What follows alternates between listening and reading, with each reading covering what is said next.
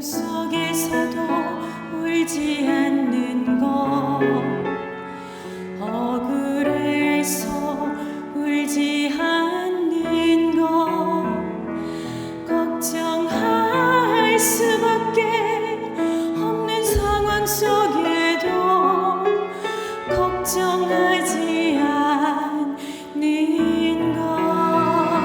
사랑할 수 없는 사람조차도 사랑하며 품어주는 것, 만나할 수 없는 사람일지라도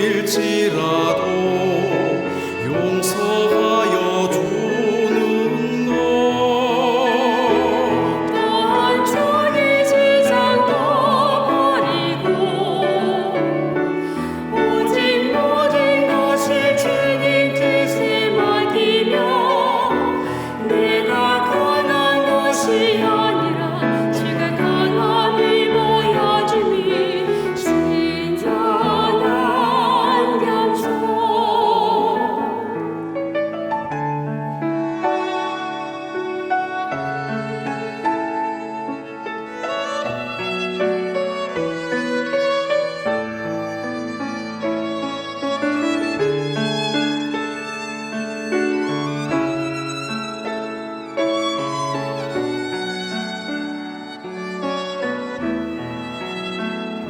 참을 수 없어도 화내지 않고 끝까지 인내하는 것, 감사할 수 없는 그런 조건에서도 감사하며 사는 것. 진짜이라면 한가운데서도 진흙하며 살아가는 것, 말씀 순종하기 어려울지라도 믿음으로 순종하는 것.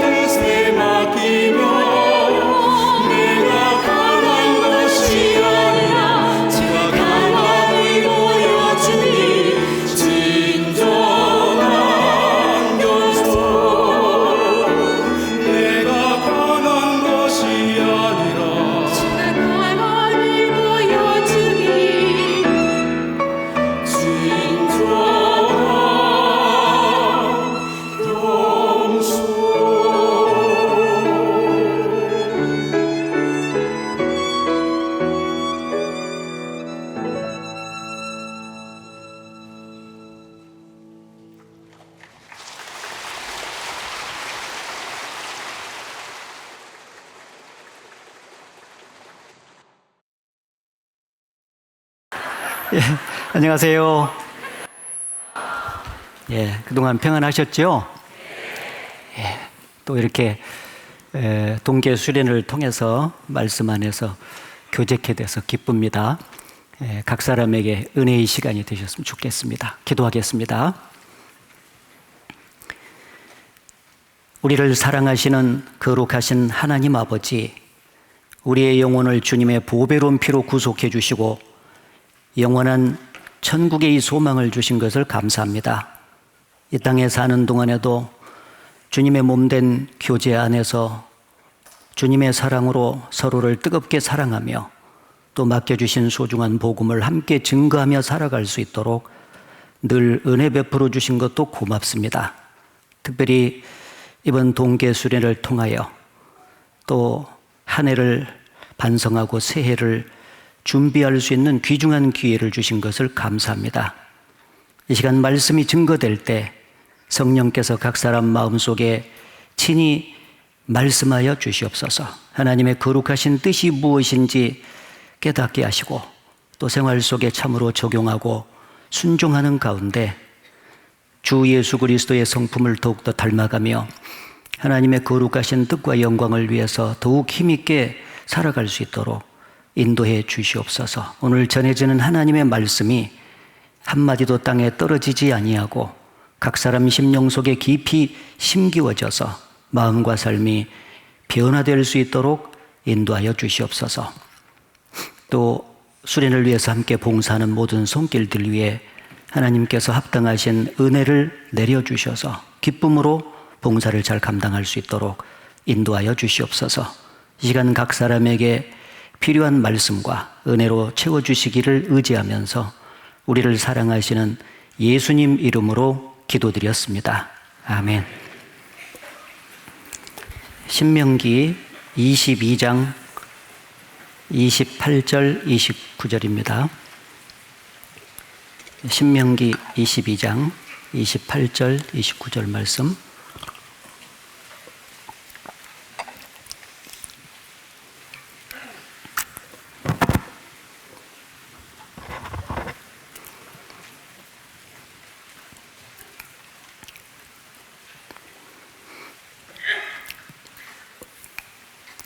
같이 한번 읽어보겠습니다.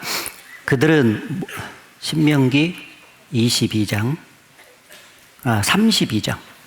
아유, 죄송합니다. 32장. 신명기 32장 28절, 29절. 예, 같이 읽어보겠습니다. 그들은 모략이 없는 국민이라 그 중에 지식이 없도다. 그들의 지혜가 있어서 이것을 깨닫고 자기의 종말을 생각하였으며. 예. 예, 오늘 이 시간에는 여기 본문의 말씀에 나온 대로 그들이 뒷부분에 보면은 자기의 종말을 생각하였으면 이라고 기록됐는데 이 주제로 같이 좀 배워보도록 하겠습니다. 이 본문의 말씀은 이스라엘 백성이 광야 40년의 그 생애를 끝내고 가나안 입성을 앞두고 그 모압 평지에서 하나님께서 이스라엘에게 주신 말씀입니다. 그 말씀 중에서 한 부분인데 여기 보면 그들은 모략이 없는 국민이라 말씀하셨는데 모략은 지혜 또는 분별력을 이제 가르칩니다. 그래서 지혜와 분별력이 없고 그들이 지식이 없는 국민이다. 하나님이 보실 때 40년 동안 이스라엘 백성들의 배틀을 쭉 이끌고 나서 가만히 보니까 정말 이스라엘 백성은 모략이 없고 지식이 없는 백성인 것이 틀림이 없었던 것입니다. 그래서 이렇게 말씀하신 거죠. 그리고 그 뒤에 말하기를 그들이 지혜가 있어서 이것을 깨닫고 자기의 종말을 생각하였으면 그들이 자신들의 그 종말을 미리 생각하고 미리 바라볼 수가 있었다면은 현재의 삶을 보다 지혜롭게 그리고 바르게 살아갈 수가 있었을 텐데 이스라엘 백성들은 그러지를 못했다고 하나님께서 말씀해 주신 것입니다. 원래 이스라엘 백성들을 어린 양의 피로 그들을 애굽에서 구원해 가지고 홍해 바다를 건너서 그리고 가나안 땅까지 쭉 그냥 직선 코스로 가면은 10하루길이면 갈 수 있는 길이었잖아요. 근데 그들은 40년 동안을 그 광야에서 방황하면서 계속해서 슬픔의 세월을 이렇게 보낼 수밖에 없었습니다. 그들이 현재의 삶이 축적된 결과 10하루길이면 가버리는 그 길을 40년 생애 속에서 그렇게 방황하면서 슬픔의 세월을 가질 것을 미리 생각하고 바라봤더라면은 광야 생활 속에서 참으로 하나님의 말씀을 순종하고 하나님의 뜻 가운데 바르게 살았을 것이라는 거죠. 그런데 그것을 미리 보지를 못했기 때문에 종말에 대해서 깊이 생각을 못했기 때문에 이스라엘 백성들은 10하루길이면 가버리는 그 길을 무려 40년 동안 방황을 하면서 고통 속에서 슬픔의 세월을 보내고 하나님의 말씀대로 그들이 광야 생활을 헛되이 보내게 됐다라는 결론을 이제 갖게 되었던 것입니다. 이 세상에서도 우리가 예를 들어보면은 만성적으로 흡연을 하는 사람, 또 술을 계속해서 퍼마시는 사람, 그 사람의 결국이 어떻게 될 것은 알잖아요. 그 만성 흡연의 결과, 또 술을 계속 퍼마심으로써 나타나는 그 결과, 종말을, 그 비참한 종말을 미리 볼 수만 있었다면 그들이 흡연과 술을 끊었겠죠. 그리고 비만의 비참한 종말을 미리 볼 수만 있다면 다이어트를 했겠죠. 안 그렇습니까? 학생이 좋은 직장이라는 종말을 미리 생각하고 볼 수만 있었다면 현재의 그 삶 속에서 공부를 열심히 할 수가 있었을 텐데 말이죠. 부정적으로나 긍정적으로나 종말, 자신의 결말을 미리 보고 미리 깊이 생각할 수만 있었다면은 현재의 삶을 보다 바르게 살고 그리고 지혜롭게 살 수가 있을 것이다. 그것은 사실이죠. 그래서 그리스도인이, 구원받은 그리스도인이 성경을 통해서 마땅히 생각하고 바라봐야 될 종말이 어떤 것들이 있는지를 오늘 생각해 보고 그것을 바라봄으로써 올바른 마음과 자세로 지혜로운 삶을 매일매일 이제 살았으면 좋겠습니다. 그래서 한 가지씩 좀 정리를 해보고 싶은데, 첫째, 그리스도인들은 우리가 살고 있는 이 지구가 종말이 있고 이 땅이 종말이 있고 결국 멸망으로 끝이 난다는 것을 미리 바라보고 그것을 깊이 생각을 해야만 하죠. 그 생각을 한다면 그리스도인들이 이 땅에서 어떻게 바르게 살지가 결론이 답이 나오는 것입니다. 성경 히브리서 1장에 보게 되면 10절에서 12절까지 보면은 주여 태초에 주께서 땅의 기초를 정하였고 하늘도 주의 손으로 만드신 바라. 그것들은 멸망할 것이나 주는 영존할 것이요 그것들은 다 옷과 같이 낡아지리니 의복처럼 갈아입게 될 것이다. 시편에 3000년 전에 기록된 예언의 말씀을 히브리서 기자가 인용했잖아요. 벌써 3000년 전에 하나님께서 이 지구가 마지막이 돼갈수록 점점 낡아져 가다가 결국 멸망으로 끝이 날 것이다. 그 지구의 종말을 미리 보여주셨습니다. 이사야 28장에 보게 되면은 22절에 너희는 경만한 자가 되지 말라. 너희 결박이 우심할까 하노라. 대저 온 땅을 멸망시키기로 작정하신 것을 주 만군의 여호와께로서 들었느니라. 이 온 땅, 우리가 살고 있는 이 지구가 멸망되기로 작정됐다 하는 것을 이사야 선지자가 하나님께로부터 들었다. 그러니까 이 지구는 많은 사람들이 생각하는 것처럼 영존하는 것이 아니죠. 한시적인 그 특징을 갖고 있고 결국 마지막은 멸망으로 끝이 난다 하는 것을 알 수가 있습니다. 스바냐 선지자를 통해서 말씀하시기를 스바냐 1장에 내가 지면에서 모든 것을 진멸하리라. 사람과 짐승을 진멸하고 공중의 새와 바다의 고기와 거치는 것과 악인들을 진멸할 것이라. 내가 지면에서 모든 것을 멸절하리라. 나 주 여호와의 말이니라. 내가 지면에서 땅짓자자, 땅짓자.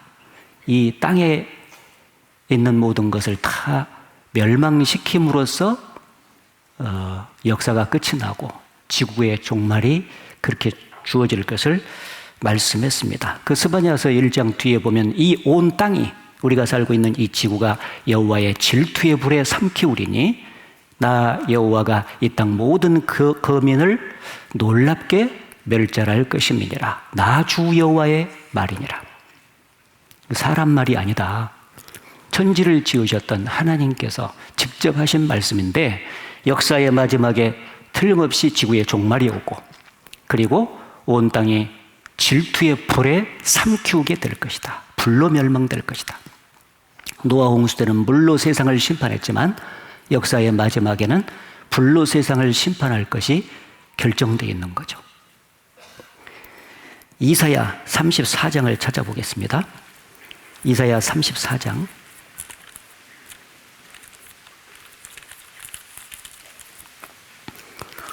이사야 34장 1절 말씀.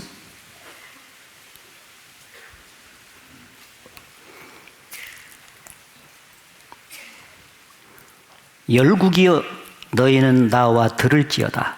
민족들이여 귀를 기울일지어다. 땅과 땅에 충만한 것 세계와 세계에서 나는 모든 것이여 들을지어다. 예, 하나님께서 전 세계 시민들에게 반드시 드려야 될 것을 지금 말씀하고 있죠. 경고하시는 것입니다. 2절에 대저 여호와께서 만국을 향하여 진노하시며 그들의 만군을 향하여 분내사 그들을 진멸하시며 살육해 하셨은즉 그 살육당하는 자는 내어 번진 바 되며 그 사체에 악취가 솟아오르고 그 피의 산들이 녹을 것이며 하늘의 만상이 사라지고 하늘들이 두루마리같이 말리되 그 만상의 쇠자나무 포도나무 잎이 마름 같고 무화과나무 잎이 마름 같으리라. 5절 같이 읽겠습니다. 여호와의 칼이 하늘에서 촉각에 마셨은즉 보라 이것이 에돔 위에 내리며 멸망으로 정한 백성 위에 내려서 그를 심판할 것이라.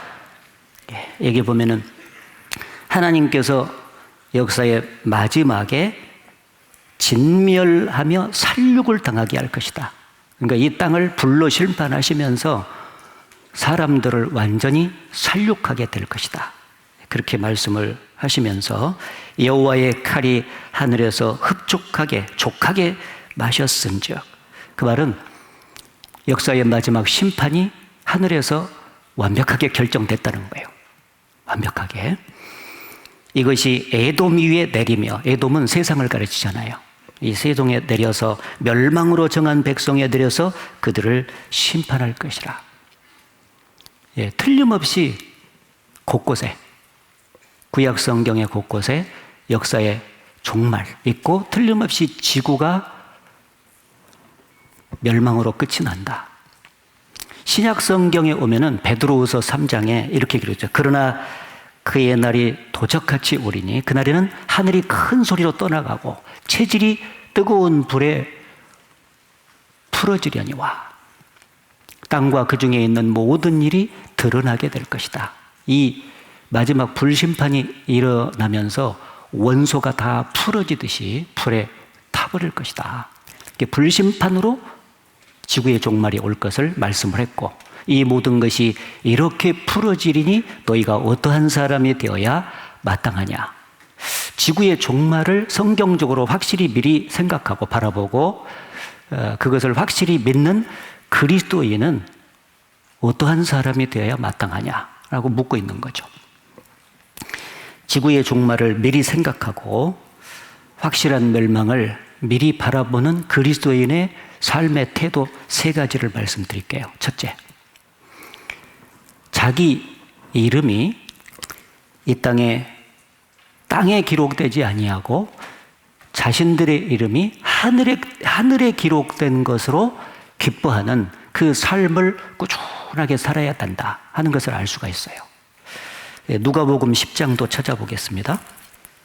누가복음 10장에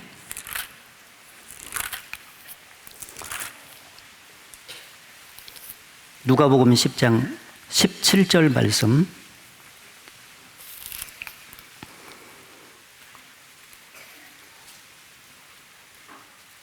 칠십인이 기뻐하여 돌아와 가로되 주여 주의 이름으로 귀신들도 우리에게 항복하더이다.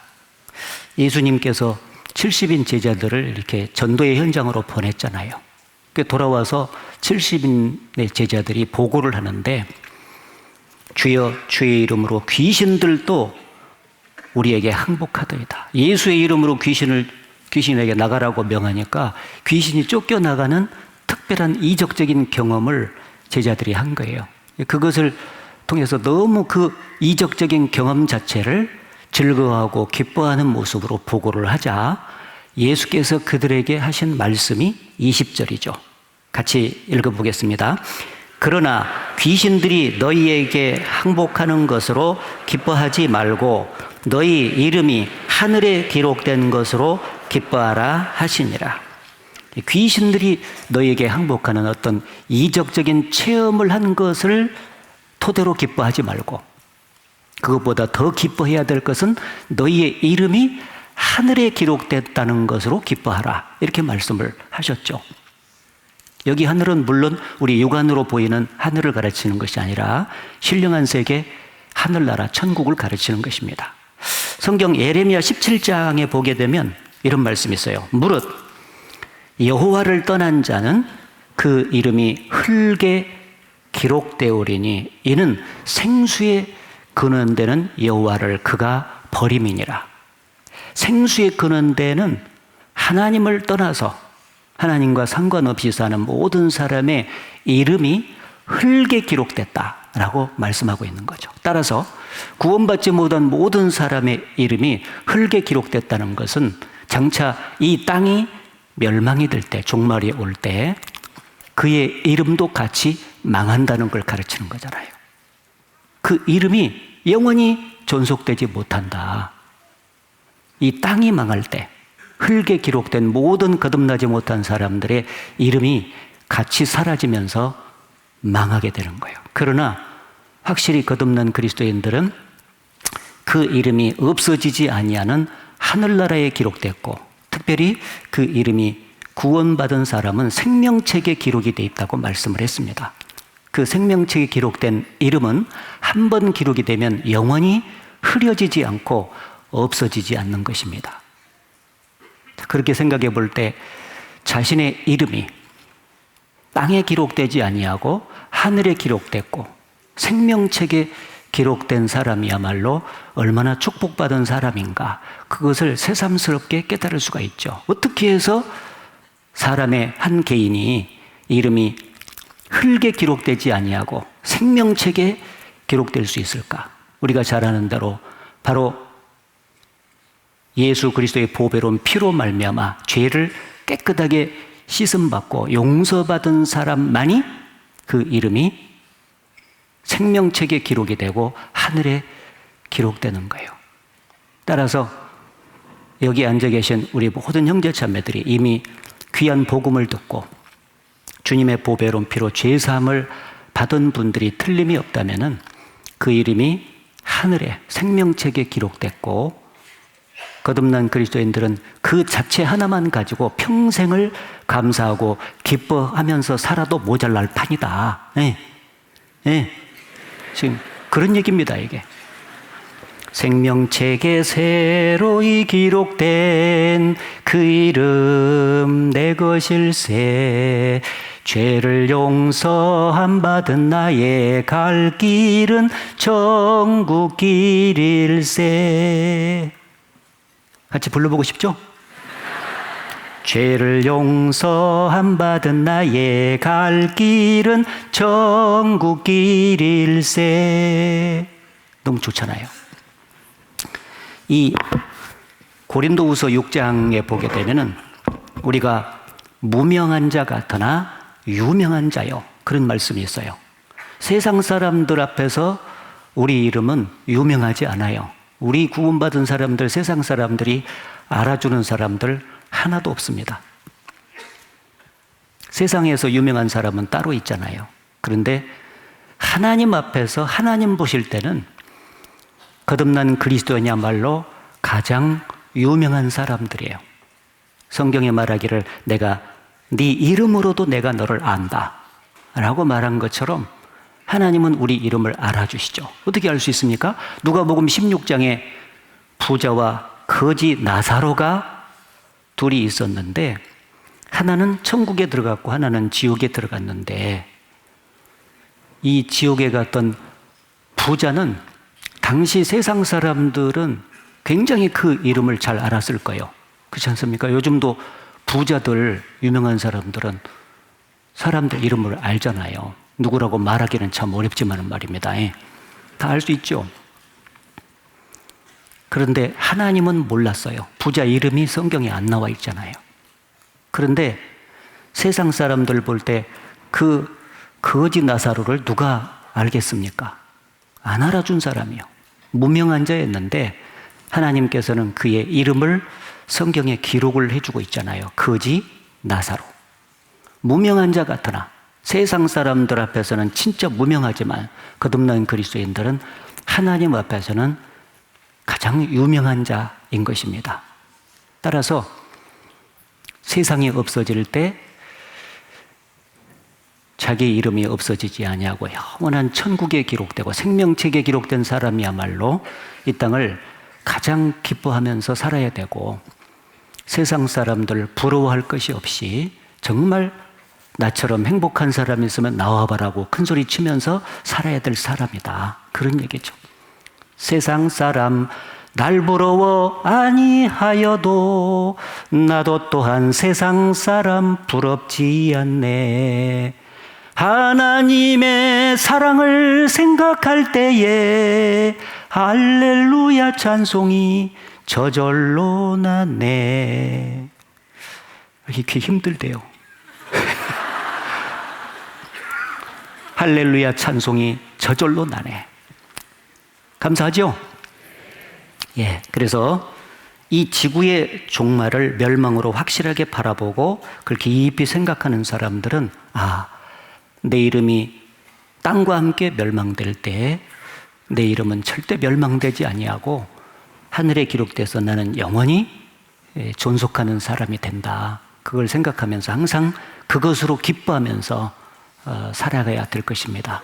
그리고 또 한 가지는 이 지구의 종말을 미리 생각하는 사람이라면은 땅에다가 소망을 두지 말고 영원히 존속하는 하늘에다가 소망을 두고 살아가야 된다 하는 것을 명백히 알 수가 있습니다. 그래서 믿음의 선진들이 그렇게 살았어요. 히브리서 11장으로 가보겠습니다. 히브리서 11장 13절부터 16절까지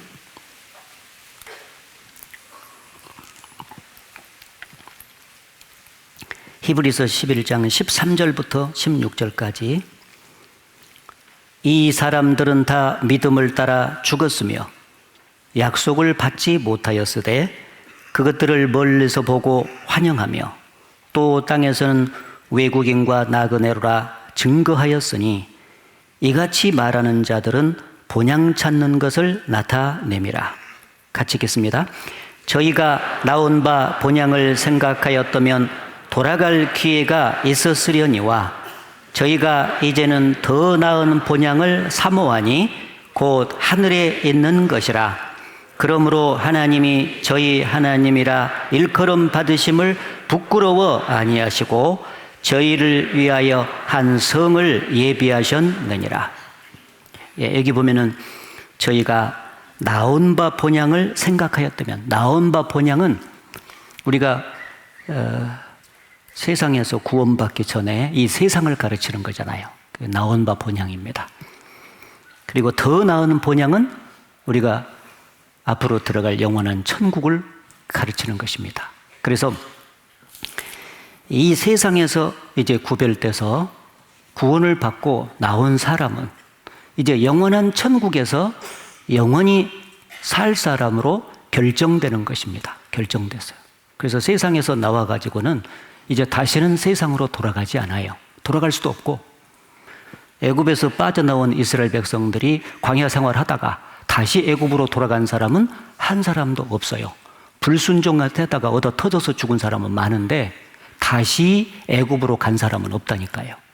우리가 세상에서 확실하게 주님의 보배로운 피로 구원을 받은 사람이라면 천국 백성이 된 것이기 때문에 다시는 세상으로 갈 수는 없어요. 이제는 갈 수 있는 곳은 약속의 땅인 가나안, 천국밖에 없는 것입니다. 그래서 천국을 바라보면서 이제 살다가 정말 그곳에 이제 들어가야 되는 거죠. 이 땅에서의 삶이라고 하는 것은 잠시 살다가 갈 것이고 천국은 영원히 살 것입니다. 그렇기 때문에 그 사실을 직시하고 분명하게 인식했던 사람들은, 믿음의 선진들은 이 땅에서 삶을 외국인과 나그네처럼 살았다. 그래서 그 13절 중반부 보면 또 땅에서는 외국인과 나그네로라 증거하였으니, 거기 땅에서는 그랬죠. 이제 천국에 들어가기로 작정이 돼 있는데 몸은 이 땅에 붙어서 살잖아요. 그러나 마음은 이미 천국으로 자꾸 날아가고 달려가고 있는 거예요. 그 사람은 이 땅에서 몸을 가지고 사는 이 삶이 잠깐 동안 살다가 갈 곳으로 인식을 하는 거예요. 영원히 여기 붙어 산다고 생각하는 사람은 한 사람도 없다. 왜? 이 땅은 앞으로 장망성이거든요. 내가 길게 산다 해도 이 땅은 반드시 멸망할 곳이에요. 한시적인 생애를 산다는 거예요. 잠시 머물다가 영원히 있을 곳으로 가야 되는 거예요. 따라서 믿음의 선진들은 이 땅에서 잠시 머물다 가는 세상을 외국인과 나그네처럼 생각을 하면서 살았다는 거예요. 외국인과 나그네의 공통적인 특징이 뭡니까? 그들은 동일한 목적지가 있어요. 나그네도 실제 최종 목적지가 있고 외국인도 자기 나라로 다시 돌아가야 돼요. 그게 최종 목적지요.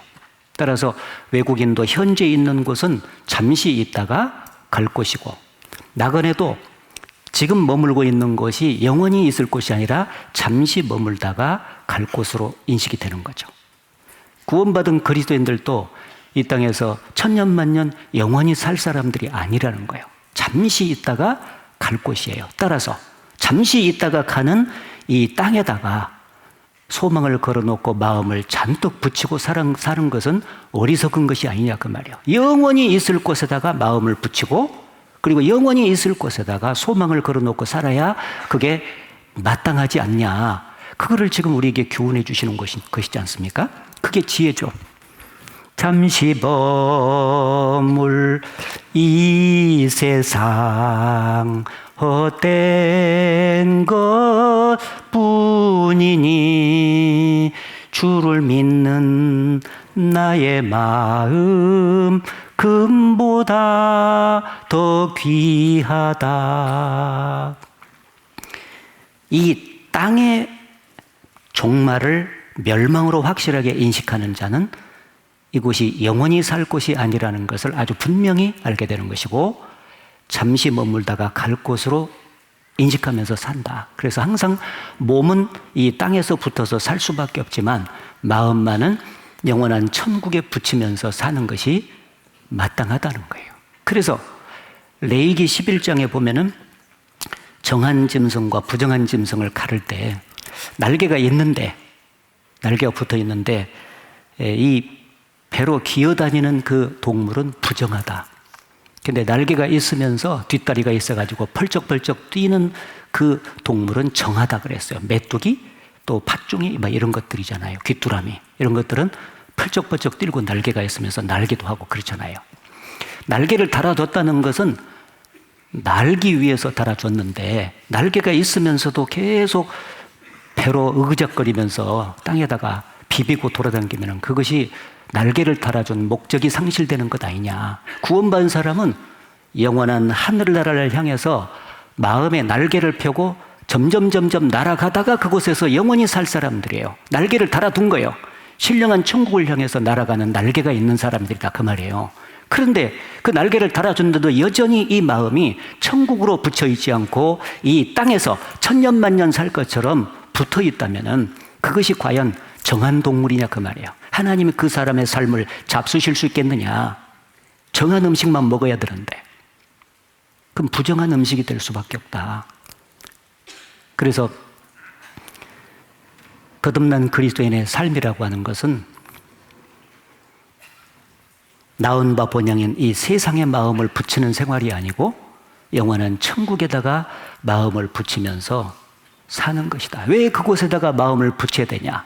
사람은 마음이 가는 곳으로 몸이 가게 돼 있거든요. 그렇잖아요? 여러분, 애굽에서 바로 왕의 종로로 타던 애굽에서 어린 양의 피로 구원을 딱 받았어요. 그러면은 어디 가기로 결정됐냐? 이제 가나안 땅에 들어가기로 결정됐어요. 그러면 마음의 방향이 이쪽이어야 되잖아요. 그런데 이스라엘 백성들은 틈만 나면은 가나안 땅에 축복의 땅에 그렇게 좋은 곳이 있는데 하나님께서 마침내 그곳에 들어가도록 해주신다고 약속을 했음에도 불구하고 잊어버리는 거예요. 그리고 틈만 나면은 매일 먹는 만나가 실증난다고 했었고,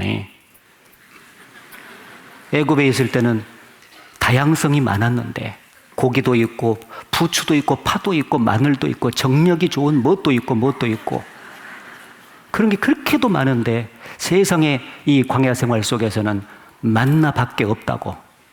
유일하게 그 만나가 사실 하나님이 내려주신 최고의 영양식이었던 것은 사실이잖아요. 그 한 가지만 먹어도 충분한데 처음에는 그것이 그렇게 꿀 섞은 과자같이 맛있던 땅이니까 그러면서 막 너무 맛있으니까 이것이 뭐냐 해가지고 그 뜻이 만나가 돼버린 거예요. 너무 맛있으니까 막. 근데 시간이 흘러가면서 문제가 생긴 거잖아요. 그 만나의 맛을 잃어버리고 그리고 광야라고 하는 것이 조금은 불편한 곳이잖아요. 사막이니까. 그러니까 계속해서 불평과 원망을 털어놓으면서 틈만 나면은 애굽으로 돌아가자요. 아니 돌아갈 수도 없는 곳에 홍해를 건너서 지금 와버렸잖아요. 못 돌아간다니까요. 이제는. 그런데 이쪽으로 돌아가자고 뭐 운동을 하고 틈만 나면은 장관 세워가지고 애굽으로 돌아가자.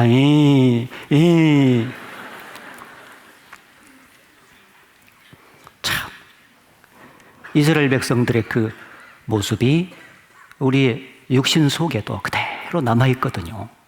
우리는 더 이상 뒤를 돌아볼 사람들이 아니에요. 이제 시간도 얼마 남지 않았잖아요. 주님 오실 날도 가깝기 때문에 가까운 장래에 잠시 머물렀던 이 땅을 하직하고 영원히 살 곳으로 이사 가야 되는 판이에요. 그런데 마음이 지금도 아직도 애굽의 세상에 붙어서 살면서 그곳에서 천년만년 살 것처럼 생각하면서 산다면은 그것이 과연 하나님 보시기에 합당하냐? 이제는 마음을 정리해야 되지 않겠냐 그 말이에요. 정리. 그래서 롯의 처를 생각하라. 소돔과 고모라에 불과 이왕이 쏟아졌는데 롯과 그의 처와 딸을 인도하는데 절대 뒤를 돌아보지 말고 머물지도 말고 앞으로 곧장 나아가라고 얘기를 했는데 그만 롯의 처가 뒤를 돌아봐가지고 소금 기둥이 됐잖아요. 평시 삶의 모습이 그는 육체도 세상에 붙어 있었지만 마음까지 세상에 붙어 있었던 여인이었죠. 그러니까 결정적인 순간에도 그 얼마나 무서워요. 막 불이 떨어져 버리는 그 환경이잖아요.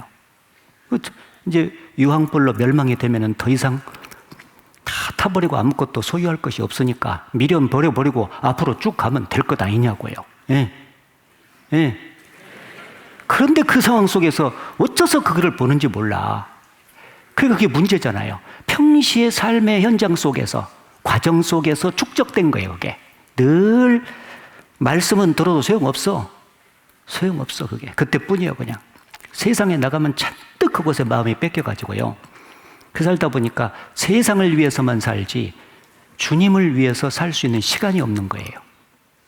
그래서 거듭난 그리스도인들은 이 세상이 정말 종말이 있고 멸망이 된다는 게 확실하다면 이 땅은 외국인과 나그네처럼 잠깐 머물다 갈 것으로 인식해라. 그리고 오로지 온통 마음이 천국에 붙어 있어야 된다. 그것을 아주 명확하게 교훈을 해 주신다고 확신합니다. 그리고 이 땅의 종말을 명백히 바라보고 믿는 사람이라면 이제 자신에게 주어진 그 귀한 보물을 하늘에다가 쌓아두려고 해야지 땅에다가 쌓아두려고 하면은 안 된다는 것을 아주 명백히 교훈받을 수 있어요. 예, 어제도 배웠지만은 마태복음 6장을 다시 한번 확인해 봅시다. 예, 마태복음 6장 19절부터 21절까지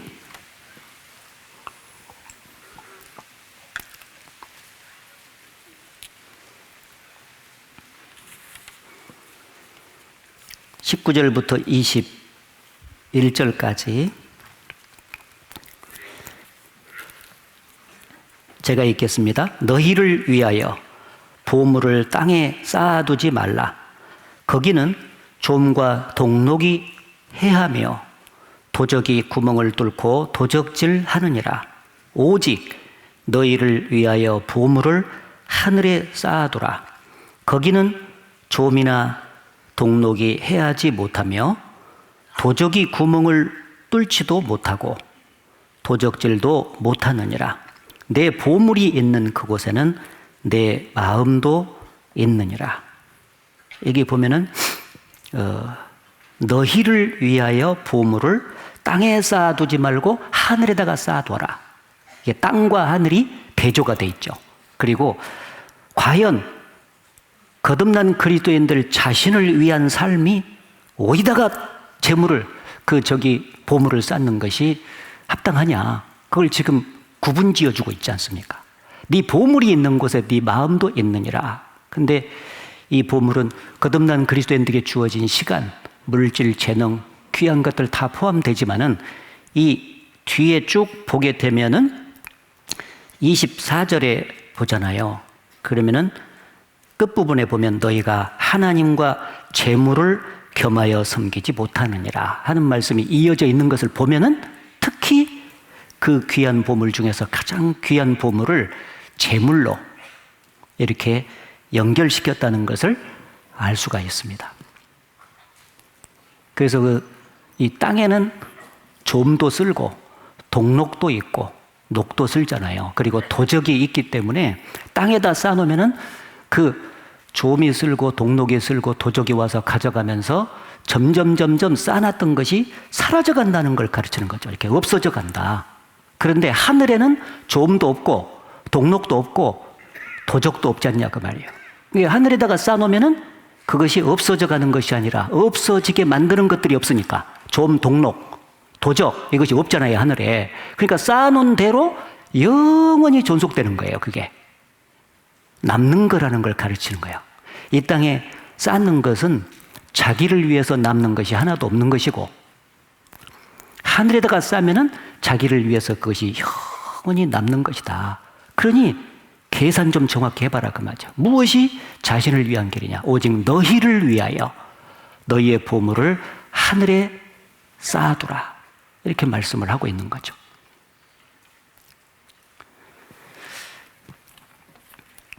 그래서 누가복음 12장의 그 어리석은 부자에게 교훈하기를 오늘 밤에 내가 네 영혼을 도로 찾으리니 그러면 네가 예비한 그 모든 것이 네 것이 되겠느냐.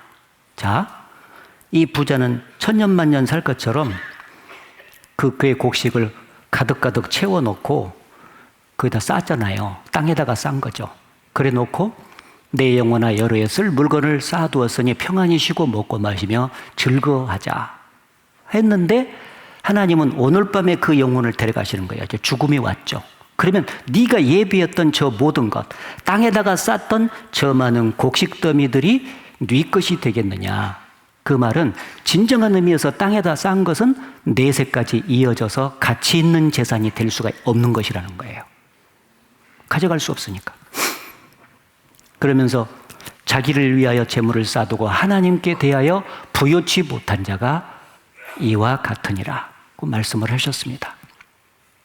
그래서 이 땅의 것은 분명히 쌓아놓으면 땅과 함께 다 불타서 사라지는 것이 맞습니다. 그래서 우리가 이 땅에 살아있는 과정 속에서 하나님께서 우리에게 주신 그 재물과 또 시간과 재능과 건강과 모든 것은 그 귀한 보물과 같은 것인데 그것을 이 땅을 위해서 투자하지 말고 땅에다가 투자하지 말고 하늘에다가 투자하라. 이제 그런 얘기인데 여러분 이 땅에서도 그 수익이 잘 나게 하려면 돈이 1억 원 있다. 그러면은 투자처를 잘 정해야 되잖아요. 그래서 은행이라든지 뭐 금융회사라든지 정해가지고 말이죠.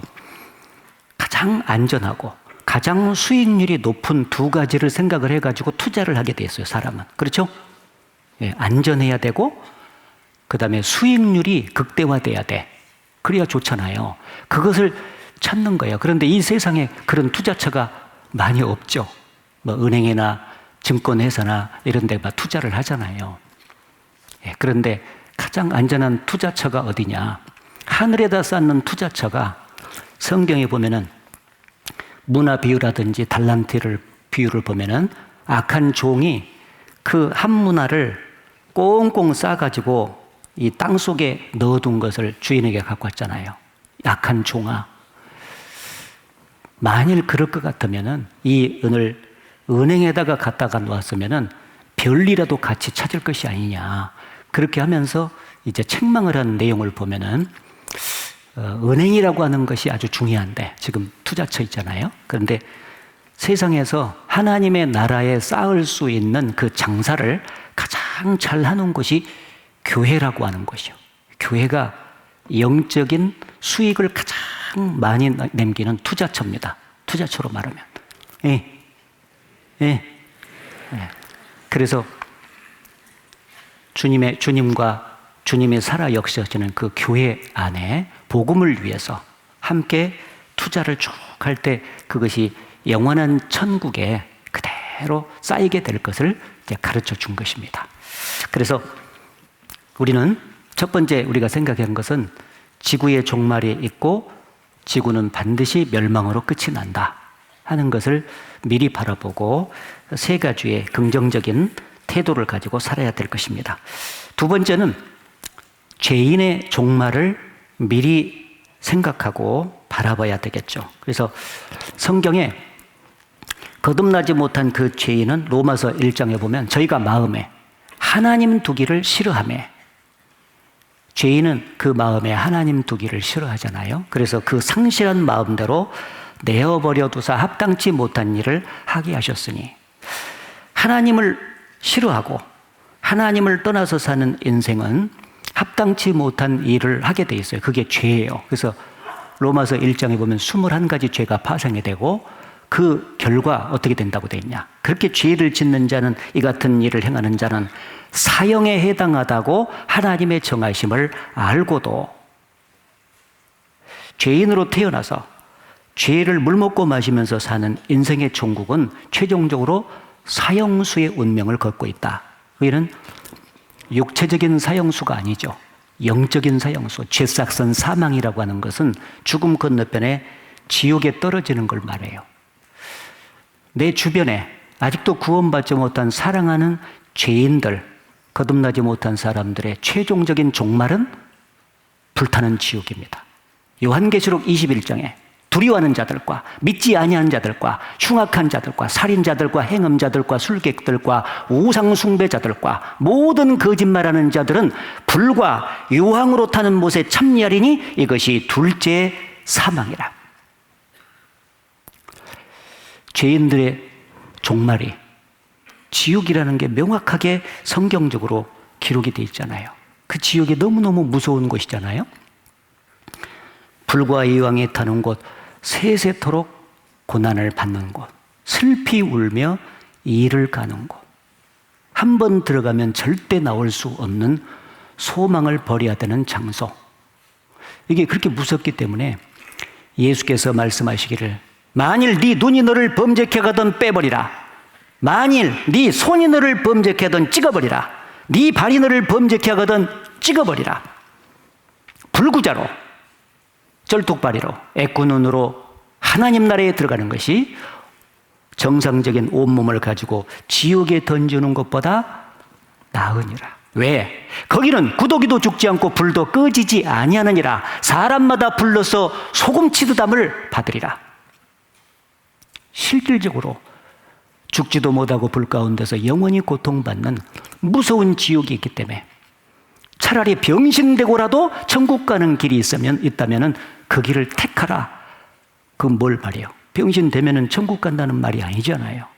정말 지옥을 무서워하고 자신의 종말을 미리 보고 그 가운데서 들어가지 않고 구원받기를 간절히 바라는 마음이 돼야 될 것이다. 실제 지옥을 믿어야 된다 그 말이에요. 실제 종말, 죄인의 종말은 그 지옥에 정말 가서 영원히 고통받으니까 그걸 봐야 된다. 근데 거듭나지 못한 모든 사람들이 말씀을 와서 듣기는 들어도 구원이 잘 안 되는 사람도 있고 구원을 안 받으려고 하는 사람들이 많잖아요. 왜 그래요?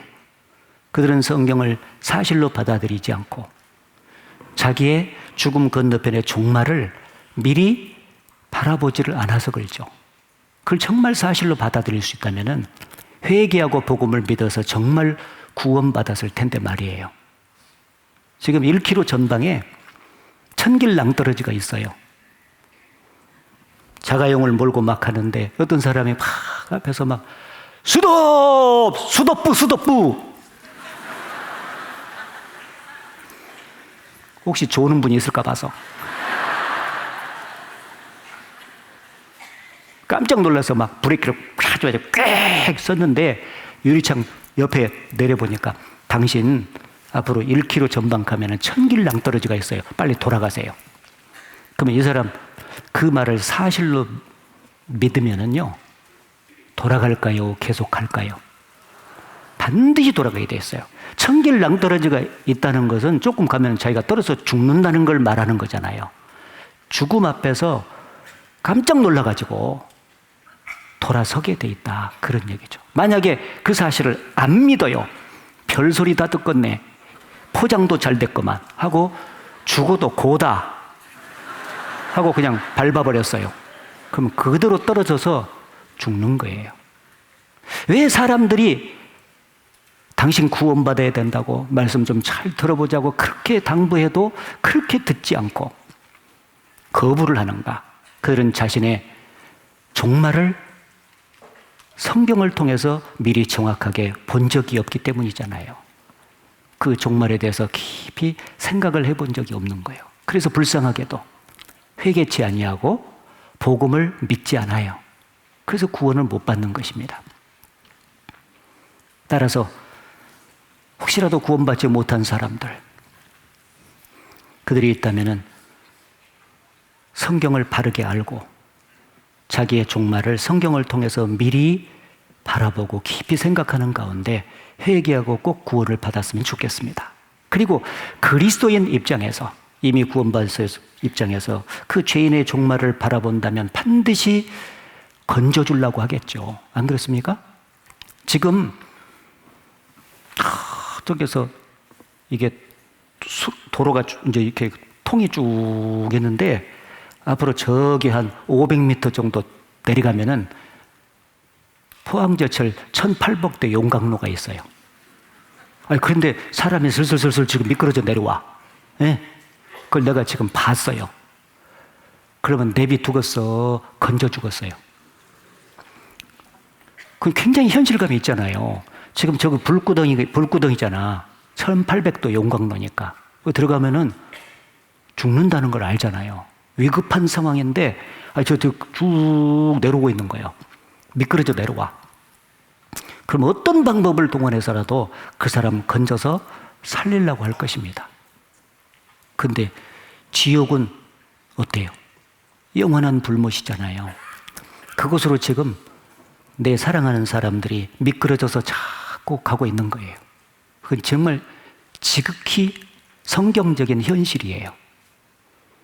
육신적으로 성경을 덮어놓고 보면은 아무 생각 없이 서로 친하게 지면서 막 살잖아요. 그러나 성경 펼쳐놓고 그 사람과 나 사이에 성경 딱 펼쳐놓으면 이 사람은 지금 지옥불로 끌려 들어가고 있는 상황이라니까 지금. 근데 내가 어찌 그 사람을 막지 않냐 그 말이야. 건져줘야 되죠. 너는 사망으로 끌려가는 자를 건져주며 살육을 당하게 된 자를 구원하지 아니치 말라. 반드시 건져주라. 그런 얘기잖아요. 지금 집에 갑자기 불이 났는데 불이 타고 있어요. 근데 아들이 거기서 자고 있어요. 자고 있어. 그럼 부모는 가서 깨울 것 아니에요. 근데 깨우다가 막 아들이 기분 나빠하고 막 성질 내니까 아이고 아들이 너무 기분 나빠한다고 그냥 놔둬야 쓰겠다고. 그렇게 하는 부모가 없죠. 안 그렇습니까? 아들은 지금 몰라서 그러는데 그러니까 가서 그냥 잠에 취해 있는 애들은 막 뺨싸대기를 때리고서라도 팔을 비틀고라도 막 끄집어내가지고 결국 그 불타는 집에서 건져서 살리려고 하지 않습니까? 지금 전도를 하다 보면은요, 그렇게 사람들이 싫어해. 자기 지금 지옥에서 건져서 천국으로 보내주려고 하는데 그렇게 싫어하는 거예요. 몰라서 그러잖아요. 알았다면 영광의 주를 십자가에 못 박은 사람이 누가 있겠냐고 그래. 모르니까 그래요. 그러면서 막 전도하면은 그러잖아요. 막 이 복음을 듣지 못해서 이 구원 못 받으면은 어머니 지옥 간다고 막 하면 이년아, 내가 지옥까지 네가 지옥 가냐고 그러면서 막 험하게 얘기하잖아요. 몰라서 그래요. 몰라서 그러니까 그런 줄 알아야 돼요. 전도하면서 상처받기를 반복하는 것은 어쩐 면에서는 어리석은 거예요. 왜냐하면 그럴 줄 알아야 되죠. 당연히. 지금 잠에 취해서 지금 불 타고 있는데도 모르니까 그러니까 막 싫으라고 하고 막 이 아들이 욕도 할 수 있어 잘못하면 부모한테. 그래도 그럴 줄 알잖아요. 근데 전도하면서 몇 번 하다가 할 때마다 막 계속 가서 듣지 못할 소리를 듣고 하면 마음에 상처를 받아서 막 괴로워가지고 내가 그래도 이것을 계속 해야 될까 말해야 될까 그것을 갈등하고 있다면은 안 되죠. 상처받을 수 있지만은 그런 줄 알아야 돼요. 몰라서 그러니까. 그래서 그 죄인들의 종말이 너무 비참하기 때문에 바울 사도는 내가 복음을 전하지 않으면 내게 화가 있을 것임이라. 복음을 전하지 않으면 내게 화가 있을 것이다. 유일한 지옥에서 건질 수 있는 생명의 말씀이 복음밖에 없는데 이것을 내가 전하지 않으면 내게 화가 떨어질 것이다. 그렇게 급박한 상황 속에서 바울 사도가 복음을 전했다는 것을 상기해 보십시오.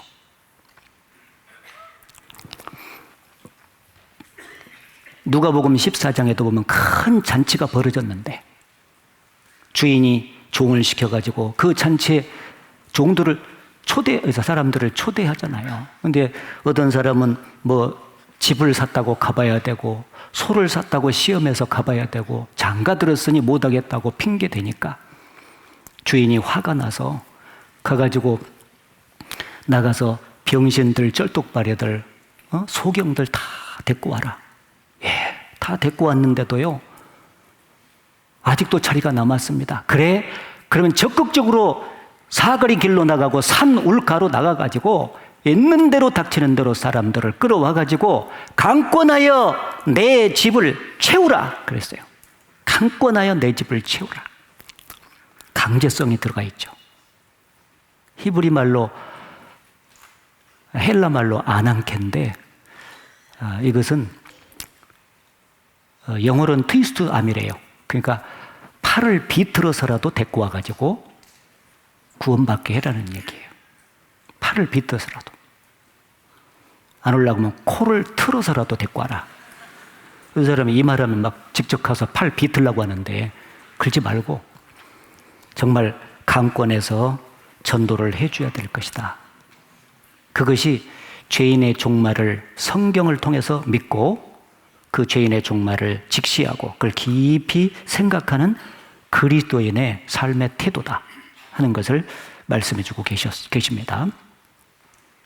그리고 또 한 가지 우리가 종말은 우리 자신의 종말을 미리 바라봐야 된다.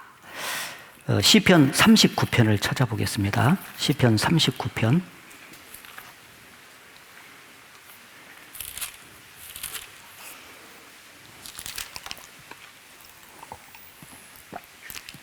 시편 39편 4절부터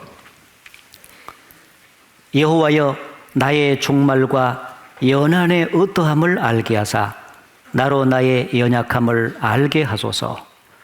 주께서 나의 날을 손넓이만큼 되게 하심에 나의 일생이 주의 앞에는 없는 것 같사오니 사람마다 그 든든히 선 때도 진실로 허사뿐이니이다. 진실로 각 사람은 그림자같이 다니고 헛된 일에 분유하며 재물을 쌓으나 누가 취할는지 알지 못하나이다. 7절 같이 읽겠습니다.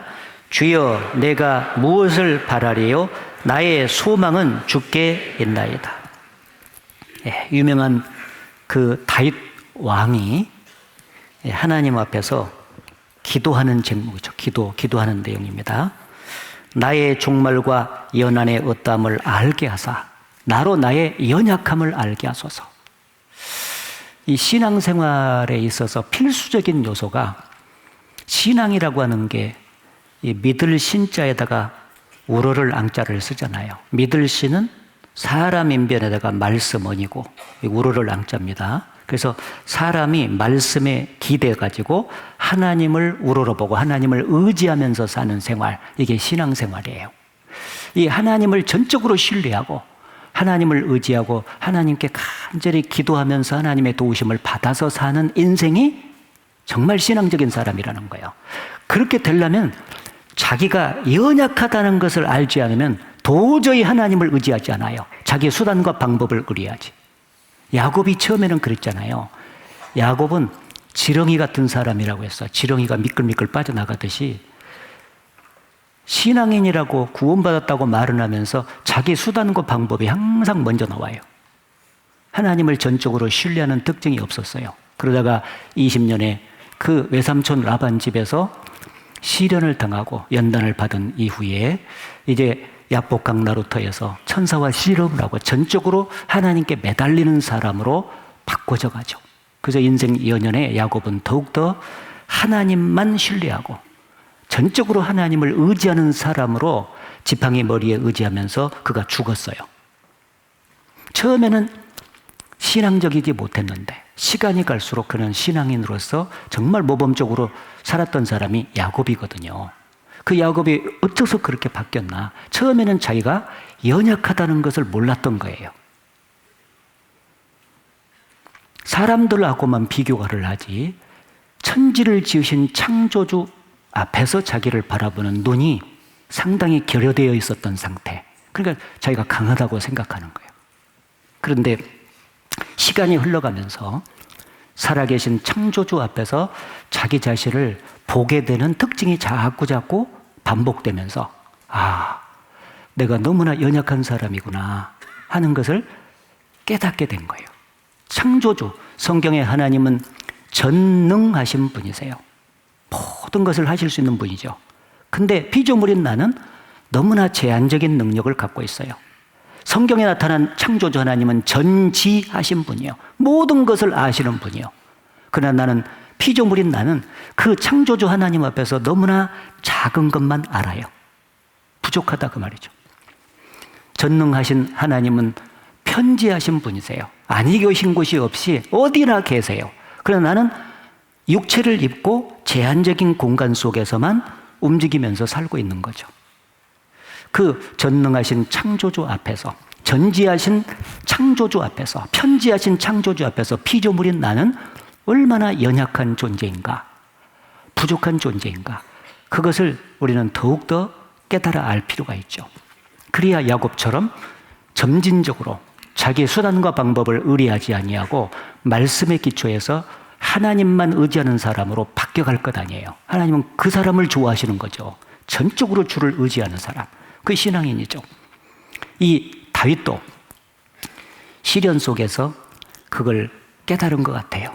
그래서 자기가 강한 입장에 있지만, 왕이지만은 늘상 연약함을 잊지 않아야, 그 상태를 잊지 않아야 신앙인으로서 살 수가 있기 때문에 하나님께 부탁한 거예요. 여호와여, 나의 종말과 내 연한의 어떠함을 알게 하사 나로 나의 연약함을 알게 하소서. 종말, 내 개인적으로 죽음이 있다는 것을 항상 잊지 않는 거예요.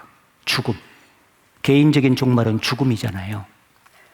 그래서 초상집에 가는 것이 잔치집에 가는 것보다 나으니 모든 사람의 결국이 이와 같이 됨이라. 산자가 이것에 유심하리로다. 이것은 죽음이에요. 죽음 앞에 설 때 인생이 너무나 연약하다는 것을 알게 되는 거죠. 난 죽는다는 거예요. 그리고 앞으로 죽을 때까지 남아있는 연한이라고 하는 것, 남아있는 시간도 너무 짧다는 것을 깨닫게 되면 더욱 내 자신이 연약하다는 것을 알 수가 있죠. 그래서 제가 신방 갈 때 연세 드신 어르신들 가면은, 어르신 연세가 올해 몇 되셨어요? 75세요, 80세요. 그럼 언제부턴가 자꾸 내가 내 나이하고. 그래서 80세면 80세 빼기, 올해 제가 65세니까 65. 아이고, 15년 되면 나도 저렇게 늙어본구나.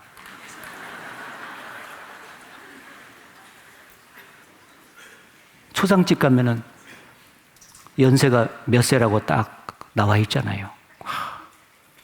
사람마다 죽는 때가 다 다르지만은 이분 70세에 가셨네. 70 빼기 65. 아이고, 5년밖에 안 남았네. 빼기만 계속 하는 거예요. 60이 넘어가면서 자꾸 빼기를 하더라니까. 50대만 해도 빼기 한 번도 안 했어요, 내가. 60이 넘어가니까 빼기를 자꾸 해요.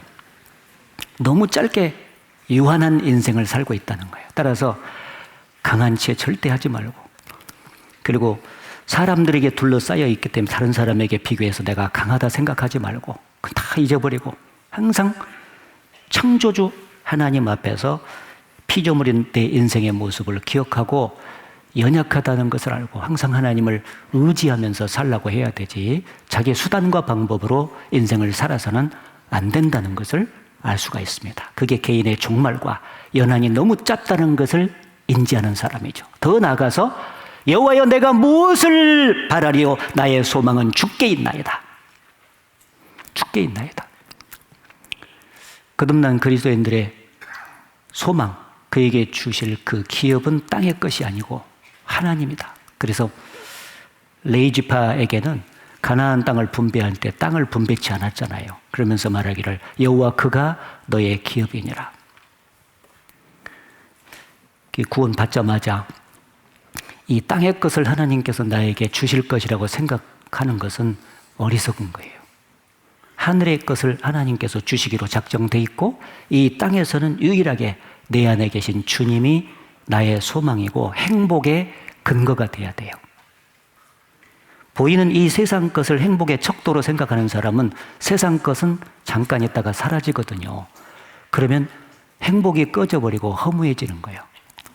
돈이 많으니까 행복하다고 생각하는 사람은 돈이 사라져가면 불행해져 버리죠. 나는 건강하니까 행복하다라고 생각했던 사람도 건강이 사라지면 불행해져 버리죠. 네? 나는 우리 가족들이 이렇게 사이좋게 잘 사니까 행복하다. 그러면 그 가족 중에서 한 사람 한 사람 죽음을 건너가고 가족이 상실이 되면은 불행해져 버리죠. 보이는 이 세상 것은 절대 소망의 근거가 될 수도 없고 행복의 척도가 될 수가 없는 것입니다. 오직 나를 구원하신 주님만이 나의 소망이고 나의 유일한 기업이요. 주님 내가 소유하고 있으면 이 세상 거 다 소유한 거예요. 그래서 하박국 선지자가 말하기를 외양간에 소가 없고 무화과 나무 잎이 마르고 감람나무에 소출도 없고 내가 있는 곳이라는 것은 없는 것밖에 없지만은 나는 여호와로 인하여 즐거워하며 구원의 하나님을 인하여 기뻐하리로다. 그래서 소망과 행복의 척도를 항상 주님께 걸어놓고 주님께만 소망을 걸어놓고 살아야 된다. 그래서 자기 자신의 종말을 깊이 생각하는 사람은 정말 하나님만 의지하고 하나님께만 소망을 걸어놓고 살 수밖에 없다 하는 것을 결론적으로 우리에게 교훈해 주신 거라고 생각을 합니다. 그리고 또 하나 이제 종말은 이 세상을 살다 보면은 거듭난 그리스도인들은 믿음을 지키고 복음을 전하는 가운데 고난이 너무너무 많잖아요. 그런데 구원받지 않은 사람들을 보통 성경에 악인이라고 말하는데 그들은 수단과 방법을 가리지 않고 죄를 짓고 사는데 육신적으로 그렇게 형통하고 안락하게 사는 거예요. 그런 모습을 우리가 종종 보잖아요. 그때 마음에 엄청난 시험이 오는 거죠. 세상에. 공평하신 하나님, 나를 사랑하신 하나님이시라면 내가 믿음을 지키고 바르게 이렇게 주님을 위해 살면 육신적으로도 축복을 해주고 육신적으로도 안락한 상황 속에서 저들처럼 살게 해주면 안 되나. 저들은 아무리 하나님과 관계가 없는데 저렇게도 잘 먹고 잘 살고 육신이 형통하고 안락한데 나는 어쩌면 이렇게 고난이 많습니까? 하고 의문이 들어요. 그래서 예레미야 성경에도 예레미야가 질문을 했잖아요. 그래서 악인이 어찌해서 그 길이 형통하며 패역한 자가 안락함은 무슨 연고니까? 이렇게 물었을 때 하나님께서 성경에 답변해 주시기를 그들은 형통하다가 마지막에 종말이 비참하다. 그걸 가르쳐 주고 있어요. 욥기 21장에 보면은 악인들이 수를 누리고 세력을 강하고 그렇잖아요. 막 잘 돼요. 자녀들도 잘 되고 그리고 그 짐승들도 키우면 짐승 새끼들도 그렇게 또 잘 돼. 수단과 방법을 가리지 않고 사는데도. 근데 그 마지막에 경각간에 음부에 내려가니라. 그 악인의 종말을 유심히 볼 수 있도록 해놨잖아요. 그러니까 부러워할 필요가 없다는 것을 하나님이 강조하는 거죠. 시편 73편을 찾아보겠습니다. 시편 73편에도 지금 현재 형통한 악인의 종말을 명확하게 기록을 해 주셨습니다. 시편 73편. 시편 73편에 1절에 보시면은 하나님이 참으로 이스라엘 중 마음이 정결한 자에게 선을 행하시나 나는 거의 실족할 뻔하였고 내 걸음이 미끄러질 뻔하였으니 이는 내가 악인의 형통함을 보고 오만한 자를 질시하였음이로다. 하나님이 참으로 정결한 자, 마음이 청결하고 하나님 보시기에 바르게 사는 그리스도인들에게 선을 행하시는 것이 맞다. 난 그건 인정한다는 거예요. 이 시편 기자가 아삽이. 그런데 가만히 보니까 이는 악인의 형통함을 보고 오만한 자를 질시하였습니다. 악인들이 하나님과 상관없이 사는데도 너무 형통한 걸 보고 내가 부러워가지고 넘어질 뻔하았다는 거예요. 실험적으로. 그러면서 왜 그들은 수단과 방법을 가리지 않고 사는데도 그렇게 형통하며 안락할까? 그들의 결국이 어떻게 될까? 그것을 성소에 들어갈 때야 깨달았다고. 거기 16절에 보시면은 내가 어찌하면 이를 알까 하여 생각한즉 내게 심히 곤란하더니 하나님의 성소에 들어갈 때야 저희의 결국을 내가 깨달았나이다. 이 악인의 결국이니까 종말이죠. 형통한 자의 종말이 어떻다는 것을 깨달았는데 18절부터 같이 읽어보겠습니다. 주께서 참으로 저희를 미끄러운 곳에 두시며 파멸에 던지시니 저희가 어찌 그리 졸지에 황폐되었는가 놀람으로 전멸하였나이다. 여기 보시면은 형통했던 그 악인의 결국이 파멸에 던지시며 졸지에 황폐되고 전멸하였나이다. 마지막이 멸망으로 끝이 나는 것으로 딱 정리가 되어 있지 않습니까? 그래서 우리는 현재 하나님과 상관없이 살지만 육신적으로 형통하고 잠시 안락한 악인의 그 모습을 보고 절대 부러워하거나 그것을 질시해서는 안 된다는 것을 알 수가 있습니다. 그리고 오직 하나님만 절대적으로 경외하는 삶을 살아가라. 잠언 23장으로 가보겠습니다. 잠언 23장. 잠언 23장 17절 18절. 잠언 23장 17절 18절 같이 읽겠습니다. 내 마음으로 죄인의 형통을 부러워하지 말고 항상 여호와를 경외하라. 정령이 내 장래가 있겠고 내 소망이 끊어지지 아니하리라. 여기 그래서 악인의 종국이 그렇게 전멸이라는 것을 알았다면은 네 마음으로 죄인의 형통을 절대 부러워하지 말고 항상 여호와를 경외하라. 이 항상 거기다가 동글뱅이를 쳐야 돼요. 어떤 때는 하나님을 경외하다가 어떤 때는 또 악인의 형통을 부러워하다 그렇게 하면 안 되고 항상 여호와를 경외하라. 왜? 정령이 내 장래가 있겠고 내 소망이 끊어지지 아니하리라. 악인은 죽을 때의 소망이 끊어진다고 되어 있잖아요. 그러나 의인은 죽음에도 소망이 있느니라. 정령이 네게 장래가 있을 것이다. 소망이 끊어지지 않는다. 다시 말하면 거듭난 그리스도인이 믿음을 지키고 복음을 전하면서 고난 중에 행하지만은 그렇게 행하는 삶이 맞다는 거예요. 왜? 그 결과 장래가 있기 때문에. 그러니 절대 일시적으로 잘 되는 세상 사람을 부러워하지 말아야 될 것을 말씀해 주고 있습니다. 그리고 거듭난 그리스도인들이 또 하나 종말을 봐야 되는 것은 뭐냐? 거듭난 그리스도인들이 이제 세상에서 구별돼서 이렇게 구별된 무리로서 살아가잖아요. 그러면 거듭난 그리스도인들에게 명령된 하나가 뭐냐면은 이 세상이나 세상에 있는 것들을 사랑치 말라. 이 세상이나 세상에 있는 모든 것은 다 아버지께로부터 온 것이 아니라 세상으로부터 온 것이라.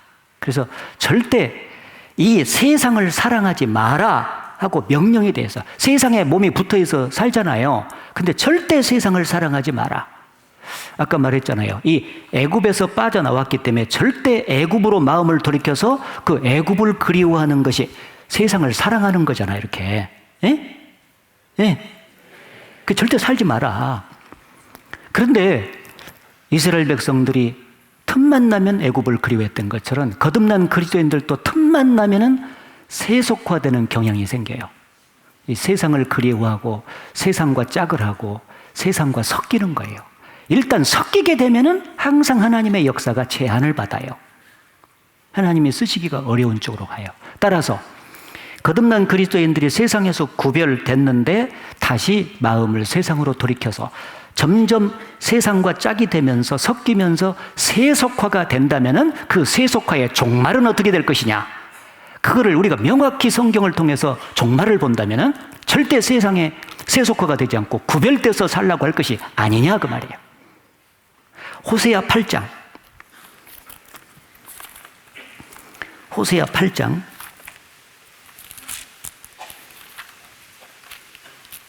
호세아 7장입니다. 7장.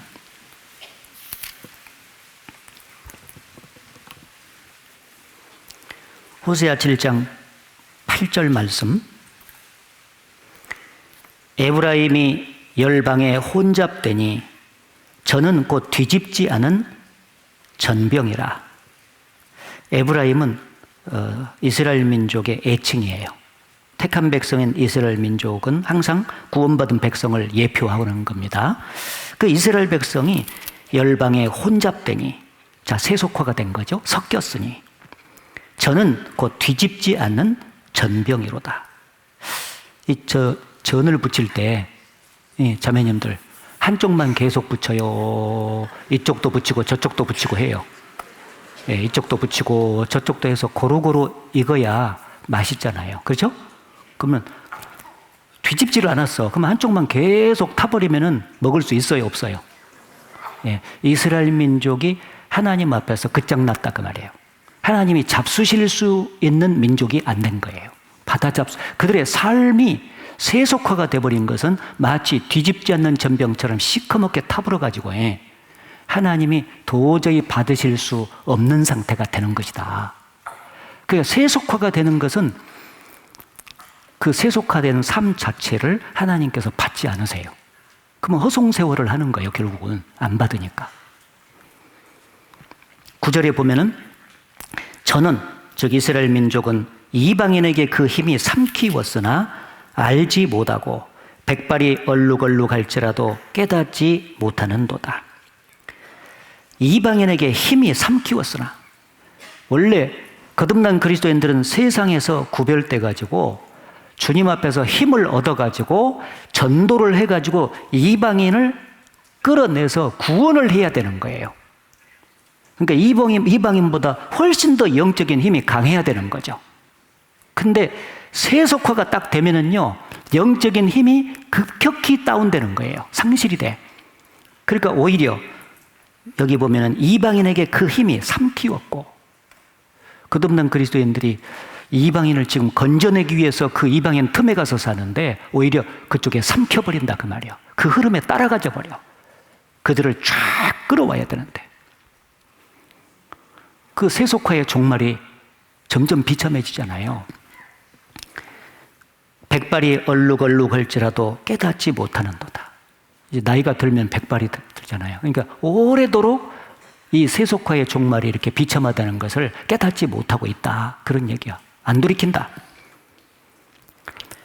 10절에 보면 이스라엘의 교만은 그 얼굴의 증거가 되나니 저희가 이 모든 일을 당하여도 그 하나님 여호와께로 돌아오지 아니하며 구하지도 아니하도다. 에브라임은 어리석은 비둘기같이 지혜가 없어서 애굽을 향하여 부르짖으며 아수르로 가는도다.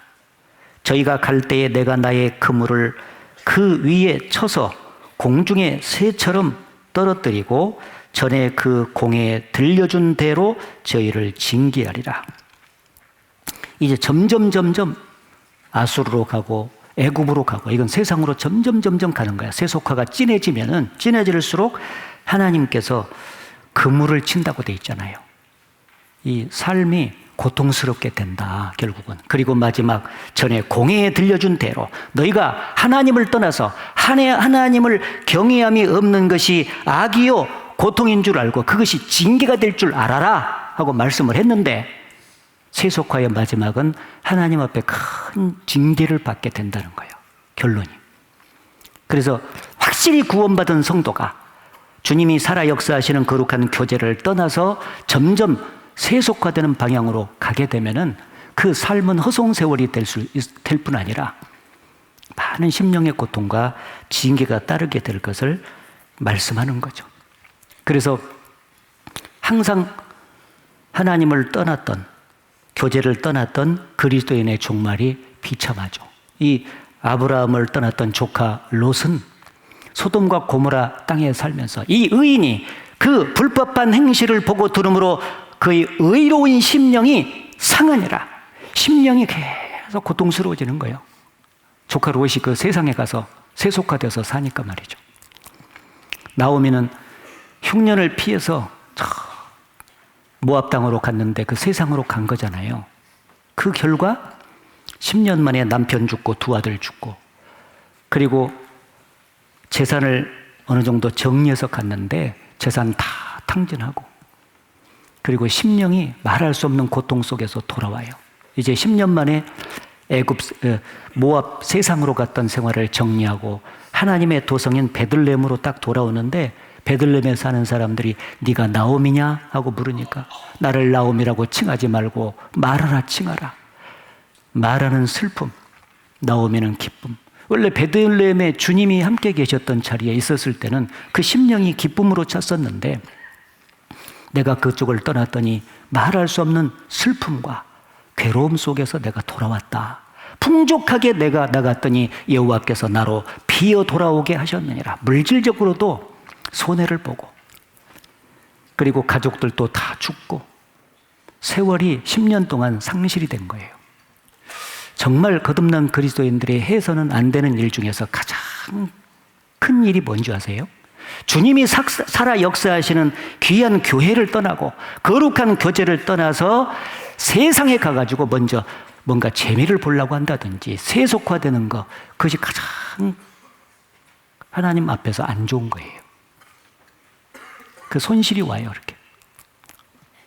성경은 그런 예들로 가득 차 있잖아요.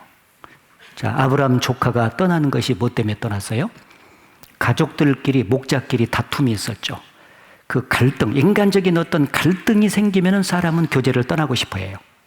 여기 지금 잘 생활하다가도요, 뭔가 귀한 형제 자매들끼리 의견이 충돌이 된다든지 뭔가 문제가 생겨서 갈등이 생기면은 교제에 나가고 싶은 마음이 싹 닳아지면서 교제를 떠나고 싶은 충동질이 일어나죠. 그때 사람이 잘못하면 떠나죠. 또 세상을 바라보니까 너무너무 아름다워 보여. 그래서 대만은 이 세상을 사랑하여 나를 버리고 데살로니가로 갔고, 자기 육신이 세상을 그렇게 좋아하는 마음이 자꾸 올라오는 거예요. 자꾸 올라와. 내가 깜짝 놀란 게 있어요. 목포교회가 아니니까 내가 말해줄게요. 최근에 교구를 한 개 교구를 늘려가지고 전도인 한 분을 이제 세우려고 해서 자체로 세우려고 했어요. 그래서 상담인 중에서 열심히 같이 훈련을 했으니까 누구를 하나님 안에서 이렇게 지정을 하든지 즉시 순종할 줄 알았거든요. 그런데 4명을 불렀는데 형제들은 순종을 하려고 해요. 자매들이, 옛날엔 자매들 신앙이 좋았거든요. 근데 내가 그 청년 자매들 신앙이, 전도인, 상담인 자매들 신앙이 그렇게 뭐라고 말하기 참 어려워. 어떤 분은 그러더라니까요. 목사님, 전도인 참 좋지만은요, 저는 세상이 좋아서 안 되겠어요. 그러더라니까. 내가 기절 초풍할 뻔했어요. 목포가 아니니까 내가 말해준다니까. 거기 가면 다 알아버려요. 다 알아버려. 그쪽에 전해주지 말아요. 세상이 좋아서 못 하겠다고요? 아니, 지금 세상에서 구별된 사람인데 세상이 좋아가지고 그 귀한 인간의 영혼을 살리는 그 전무하는 전도인의 일에 참여를 못 하겠다는 말이에요? 그런 신앙이 어떤 신앙이냐고 그래, 도대체 간에.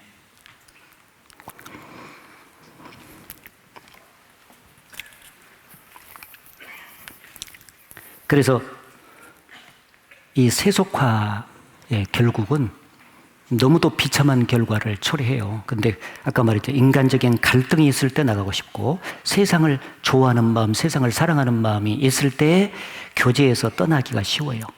교제에서 떠나기가 쉬워요. 그리고 믿음을 지키고 복음을 전하는 가운데 극심한 핍박이 온다든지 위험이 딱 오면은 떠나고 싶어요. 디모데후서 4장에 보면은 바울이 마지막 죽기 직전에 유언처럼 보낸 편지가 디모데후서요. 그 디모데에게. 그 끝부분에 보게 되면은 처음 내가 하나님의 복음을 변명할 때 나와 함께한 자들이 하나도 없고 다 나를 떠났으나, 그 말이 있어요. 처음에 바울과 함께 복음을 더해서 막 동역자들이 많이 있었어요. 근데 극심한 핍박이 막 오고 고난이 오니까 한 사람 한 사람 떠나가고 다 떠나갔다고 돼 있어요. 여러분, 이 주님이 살아 역사하시는 교회 안에서 교제 가운데 끝까지 쭉 머물다가 천국까지 들어가는 게 쉬운 일은 아니에요. 여러 가지 원인이 있어요. 그러나 그 모든 떠날 수밖에 없다고 자기가 생각하는 동의는, 그거는 합당치 않는 동의냐. 그 모든 것에서 불구하고 구원받은 그리스도인은 끝까지 교제 안에 있다가 천국까지 가야 돼요. 왜? 성경은 구원은 철저하게 개인이 경험하지만 신앙생활은 반드시 무리로 하게 돼 있다고 비유를 통해서 설명을 했잖아요. 에베소서에 보면은 주님과 교회 사이의 관계를 교회는 주님의 가족이라고 표현했어요. 가족의 구성원은 끝까지 고락을 같이 하잖아요. 이 세상에. 혼자 독립적으로 가족이 될 수가 없잖아요. 무리 가운데 같이 연합을 하는 가운데 가족이잖아요. 구원받은 무리인 교회가 그렇죠. 더 나아가서 교회는 주님의 몸이다. 다양한 지체가 있지만 지체 하나로 독립해서 존재하지 않잖아요. 같이 연합을 해서 존재하지. 몸 안에 있어야 되는 거죠. 교회는 주님의 군대다.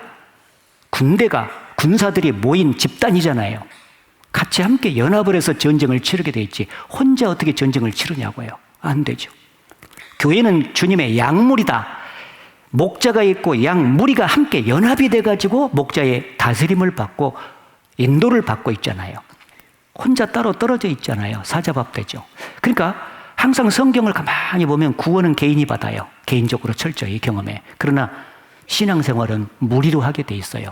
따라서 그 하나님의 원리를 떠나서 세속화되는 방향 쪽으로 가면은 그 종국은 너무나 비참해진다. 거듭난 그리스도인들이 허송세월을 보낼 수밖에 없다는 거야. 절대 그쪽으로 가지 말라는 거죠.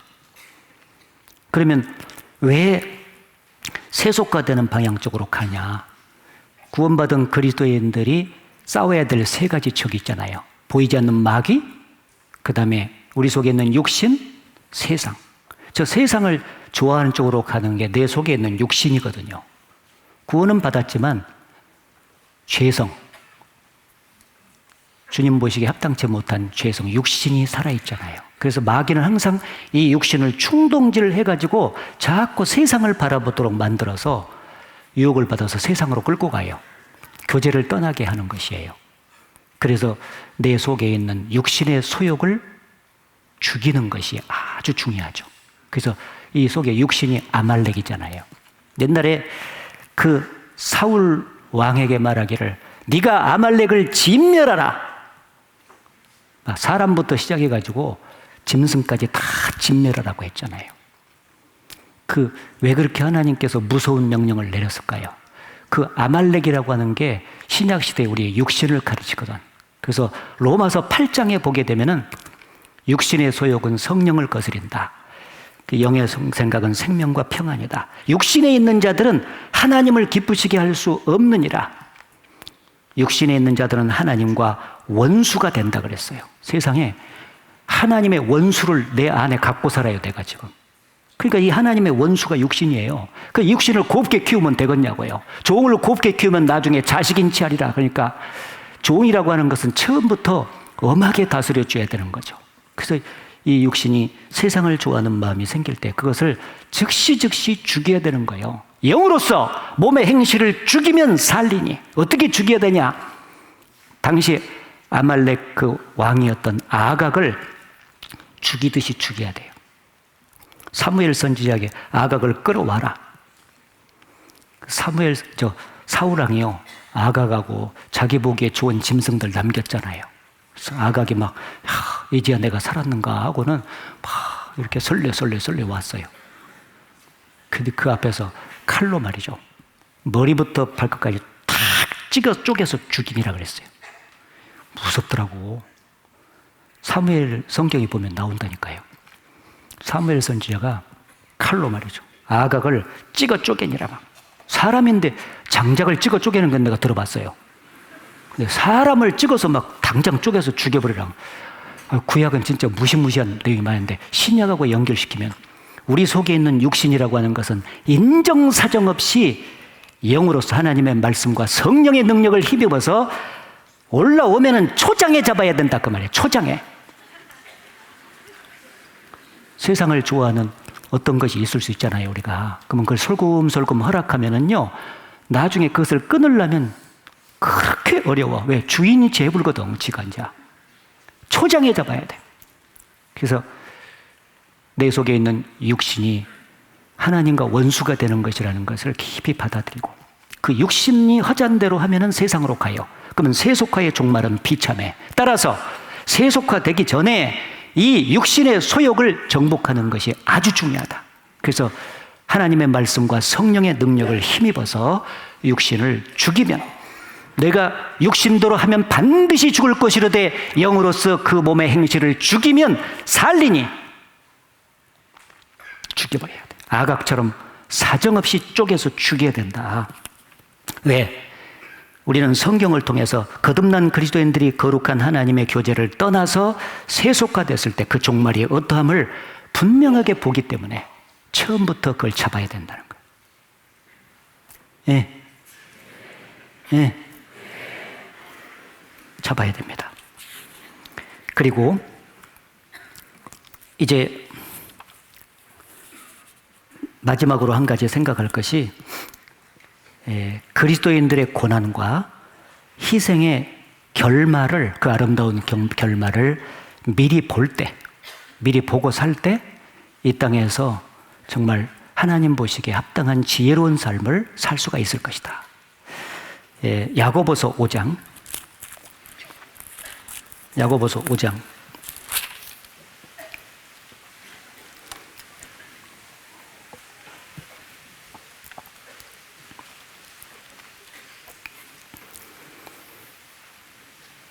야고보서 5장 7절부터 11절까지 제가 읽겠습니다. 그러므로 형제들아, 주의 강림하시기까지 길이 참으라. 보라, 농부가 땅에서 나는 귀한 열매를 바라고 길이 참아 이른 비와 늦은 비를 기다리나니, 너희도 길이 참고 마음을 굳게 하라. 주의 강림하심이 가까우니라. 형제들아, 서로 원망하지 말라. 그리하여 심판을 면하리라. 보라, 심판자가 문 밖에서 계시니라. 10절 11절 같이 읽겠습니다. 형제들아, 주의 이름으로 말한 선지자들로 고난과 오래 참음의 본을 삼으라. 보라, 인내하는 자를 우리가 복되다 하나니, 너희가 욥의 인내를 들었고 주께서 주신 결말을 보았거니와 주는 가장 자비하시고 긍휼히 여기는 자시니라. 여기 농부가 열매를 바라고 항상 길이 참지 않나. 농부의 특징은 길이 참고 고난을 잘 참고 기다리는 것이다. 그래야만이 열매를 거둔다. 그렇게 말씀을 했고, 뒤에 보면은 선지자들로 말미암아 고난과 오래 참음의 본을 삼으라. 그리고 욥의 인내를 들었고, 이제 선지자들 중에서 대표적으로 욥을 들어가지고 욥의 인내를 들었고 주께서 주신 결말을 보았거니와. 욥은 믿음을 지켜나가는 신앙인의 삶을 살면서 고난이 많이 있었던 사람이죠. 근데 그 고난을 잘 인내함으로써 극복을 했어요.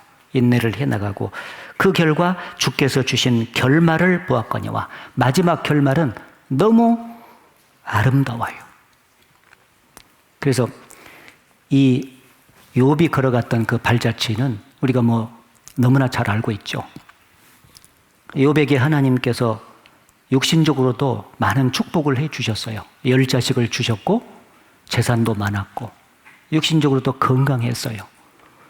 근데 어느 날 마귀가 왔잖아요. 하나님께서 말하기를 욥은 동방의 의인이고 이처럼 악에서 떠난 자가 없다. 하나님을 참으로 경외하고 악에서 떠난 자가 없다. 그러니까 마귀가 말하기를 하나님께서 그 욥에게 물질적인 것, 육신적인 것을 축복해서 많이 주니까 하나님을 경외하지, 그것을 하나님께서 만약에 가져가신다면은 주를 대면해서 욕할 것입니다. 그래, 한번 해봐라. 그래가지고 10자식이 먼저 죽고 재산이 하루아침에 다 날아갔습니다. 그럼에도 불구하고 대면해서 욕을 할 줄 알았는데 그렇게 하지 않았죠. 주신 자도 여호와시요 취하여 가신 자도 여호와시니 오직 여호와의 이름이 찬송을 받을지니라. 그 욥에게 주신 모든 것들, 자녀들과 재산들이 하나님의 것이라는 것을 참으로 인정했고, 그는 하나님의 주권을 인정하는 삶이요, 자기는 청지기로 살았기 때문에 그가 주셨기 때문에 주실 때 축복을 누렸지만 가져가실 수도 있는 것 아니냐. 주신 자도 여호와시오 취하여 가신 자도 여호와시오니 여호와의 이름이 찬송을 받을지니라고 그는 입술로 범죄치를 않았습니다. 그리고 건강도 치라고 해서 악창이 나서 너무너무 시련을 당했잖아요. 그 가운데서도 욥의 아내는 신앙이 바닥이 나가지고 옆에서 저주를 했잖아요. 그래도 당신이 하나님을 향한 순전을 굳게 지키느냐? 하나님을 욕하고 차라리 죽어라. 진짜 독살 맞은 여자요. 어떻게 그럴 수가 있어요? 끝까지 좀 도와줘야지. 가끔 보면은 여자들이 착하기도 한데 독살 맞을 때는 한정없이 또 독살 맞아. 욥이 말하기를요, 하나님께 우리가 복을 받았은즉 재앙도 받지 않겠느냐. 욥이 입술로 범죄치를 않았습니다. 끝까지 그 어려운 시련을 겪어갔지만 욥의 친구들도 와가지고 위로자라고 와서 위로한다는 것이 오히려 욥에게 많은 마음의 상처를 남겼죠. 그럼에도 불구하고 끝까지 욥은 인내했습니다. 그 결과 마지막에 하나님께서 그에게 주신 축복이 2배로 축복이 주어졌어요. 주께서 주신 결말을 보았거니와 했기 때문에 우리도 욥기 42장에 욥에게 주신 결말을 한번 봅시다. 욥기 42장. 욥기 42장.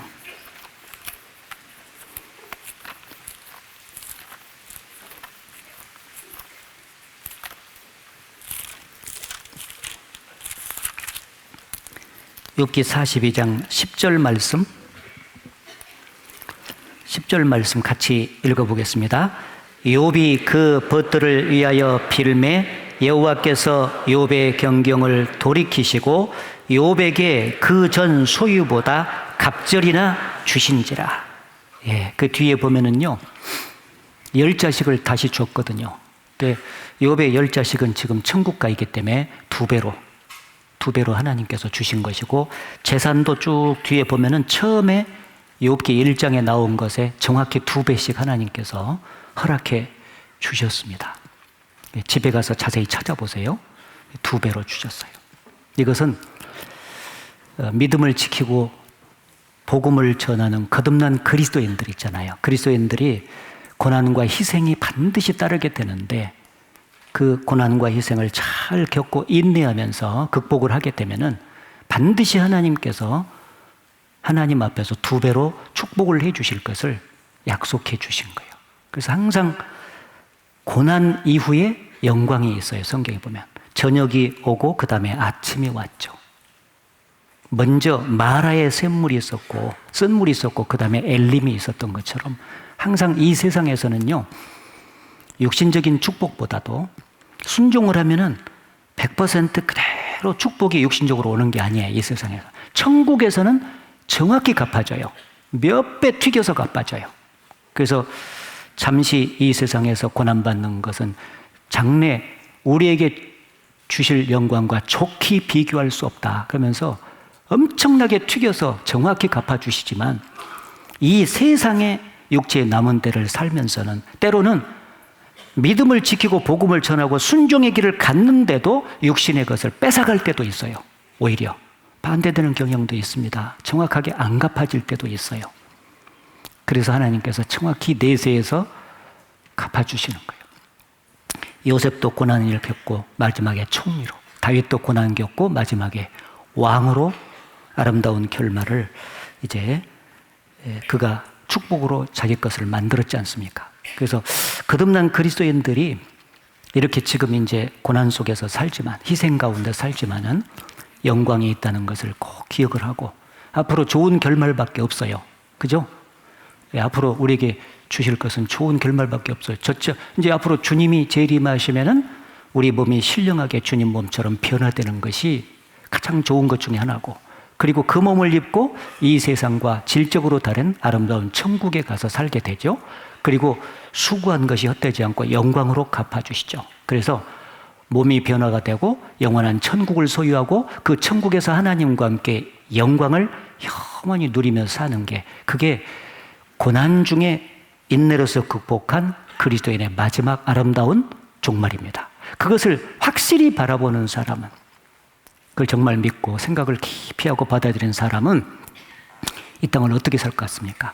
절제하며 살겠죠.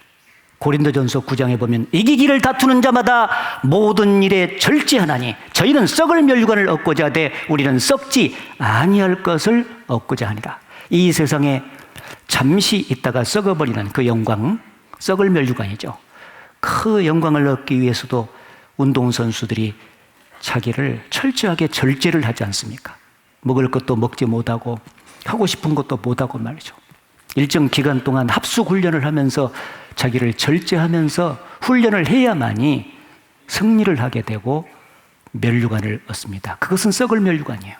근데 우리는 영원한 썩지 않는 멸류관을 얻기 위해서 지금 신앙의 다름박질을 하고 있습니다. 그럼 반드시 절제가 필요해요. 그래서 성령의 9가지 열매 중에서 제일 마지막이 절제의 덕목인 것입니다.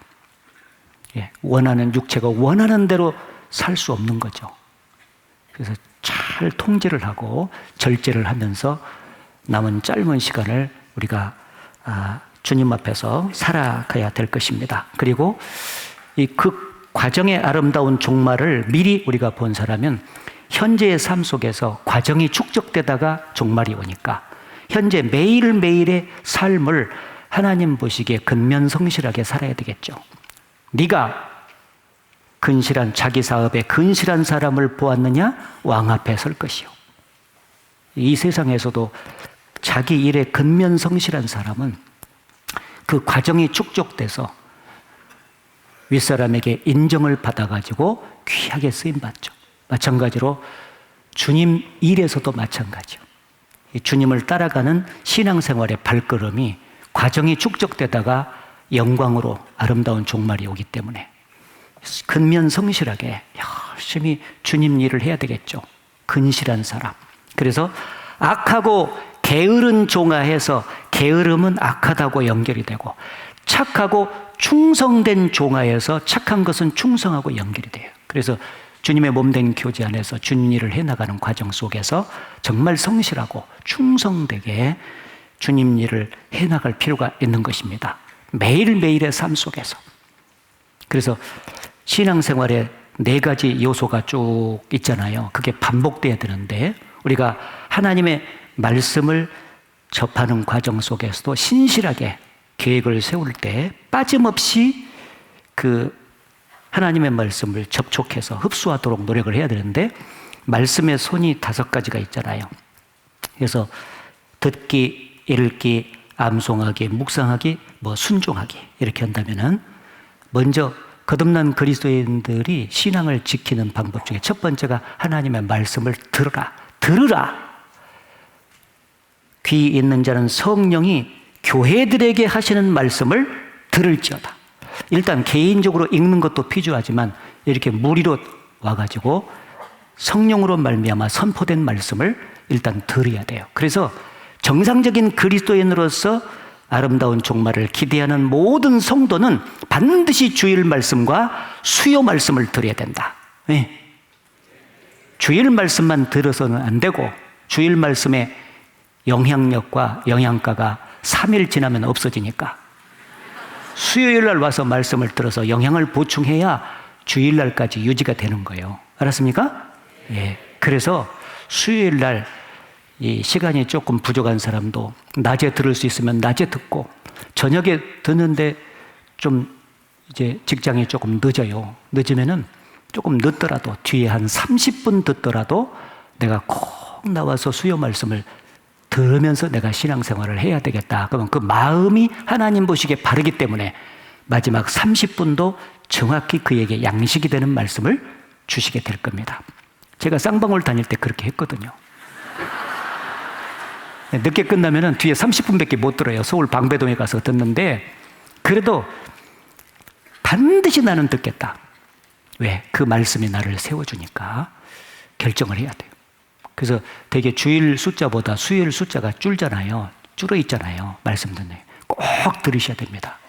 그걸 보충해 주시고 개인적으로 성경 기표를 따라서 개인적으로 읽고 그 다음에 교회 소식에 나오는 암송은 꼭 암송을 하고 와가지고 이제 암송합시다. 그러면은 사회자를 보고 암송을 하고, 앞을 다 보고. 이게 보지 말고 이렇게.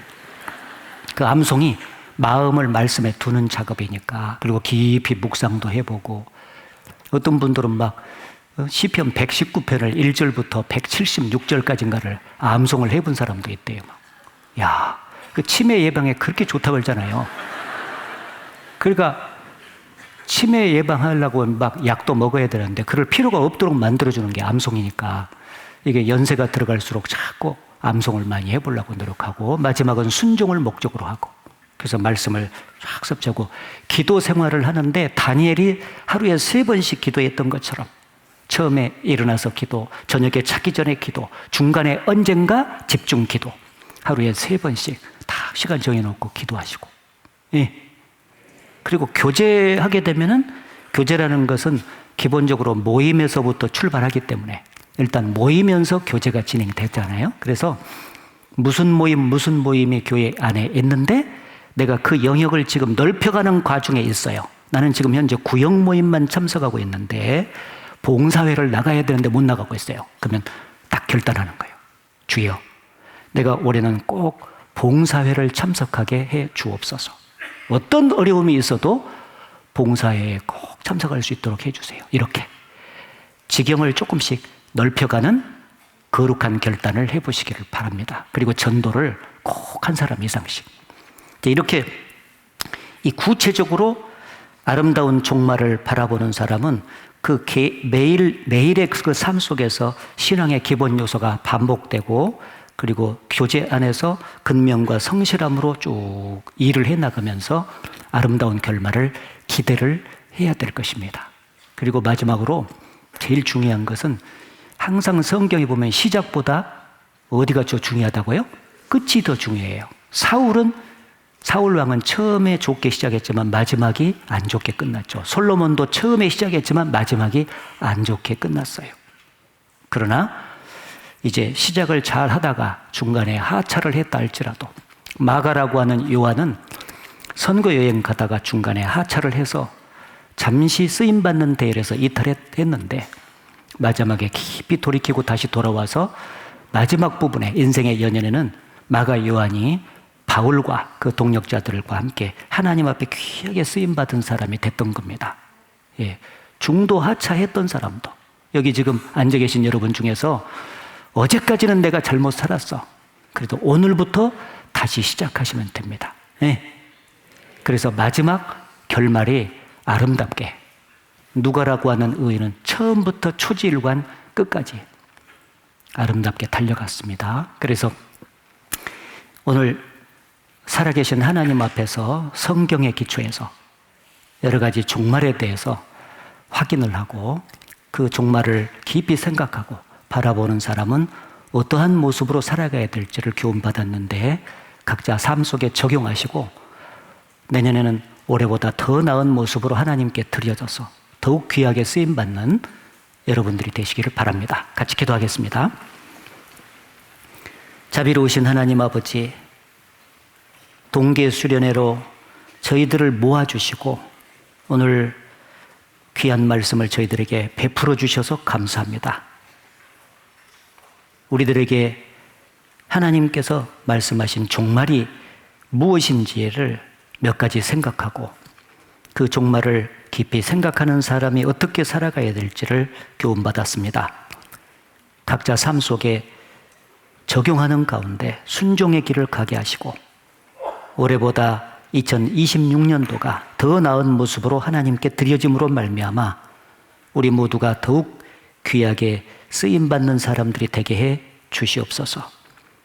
가정과 삶 속에서 주님께서 동행해 주시고 은혜를 베풀어 주셔서 주의 거룩하신 뜻과 영광을 삶의 현장에서 힘있게 살아서 이뤄진 많은 영혼들을 주님께 인도하는 거룩한 역사를 친히 경험하며 살게 도와주시옵소서. 광주 건역에 속해 있는 교회들 속에 하나님의 은혜와 말씀이 항상 같이해서 성도들의 신앙을 견고하게 세워주시고 복음의 역사가 힘있게 나타나는 교회들이 되게 해 주옵소서. 남은 수련의 일정도 주님께서 은혜 가운데 함께하여 주시옵소서. 예수님 이름으로 기도드렸습니다. 아멘.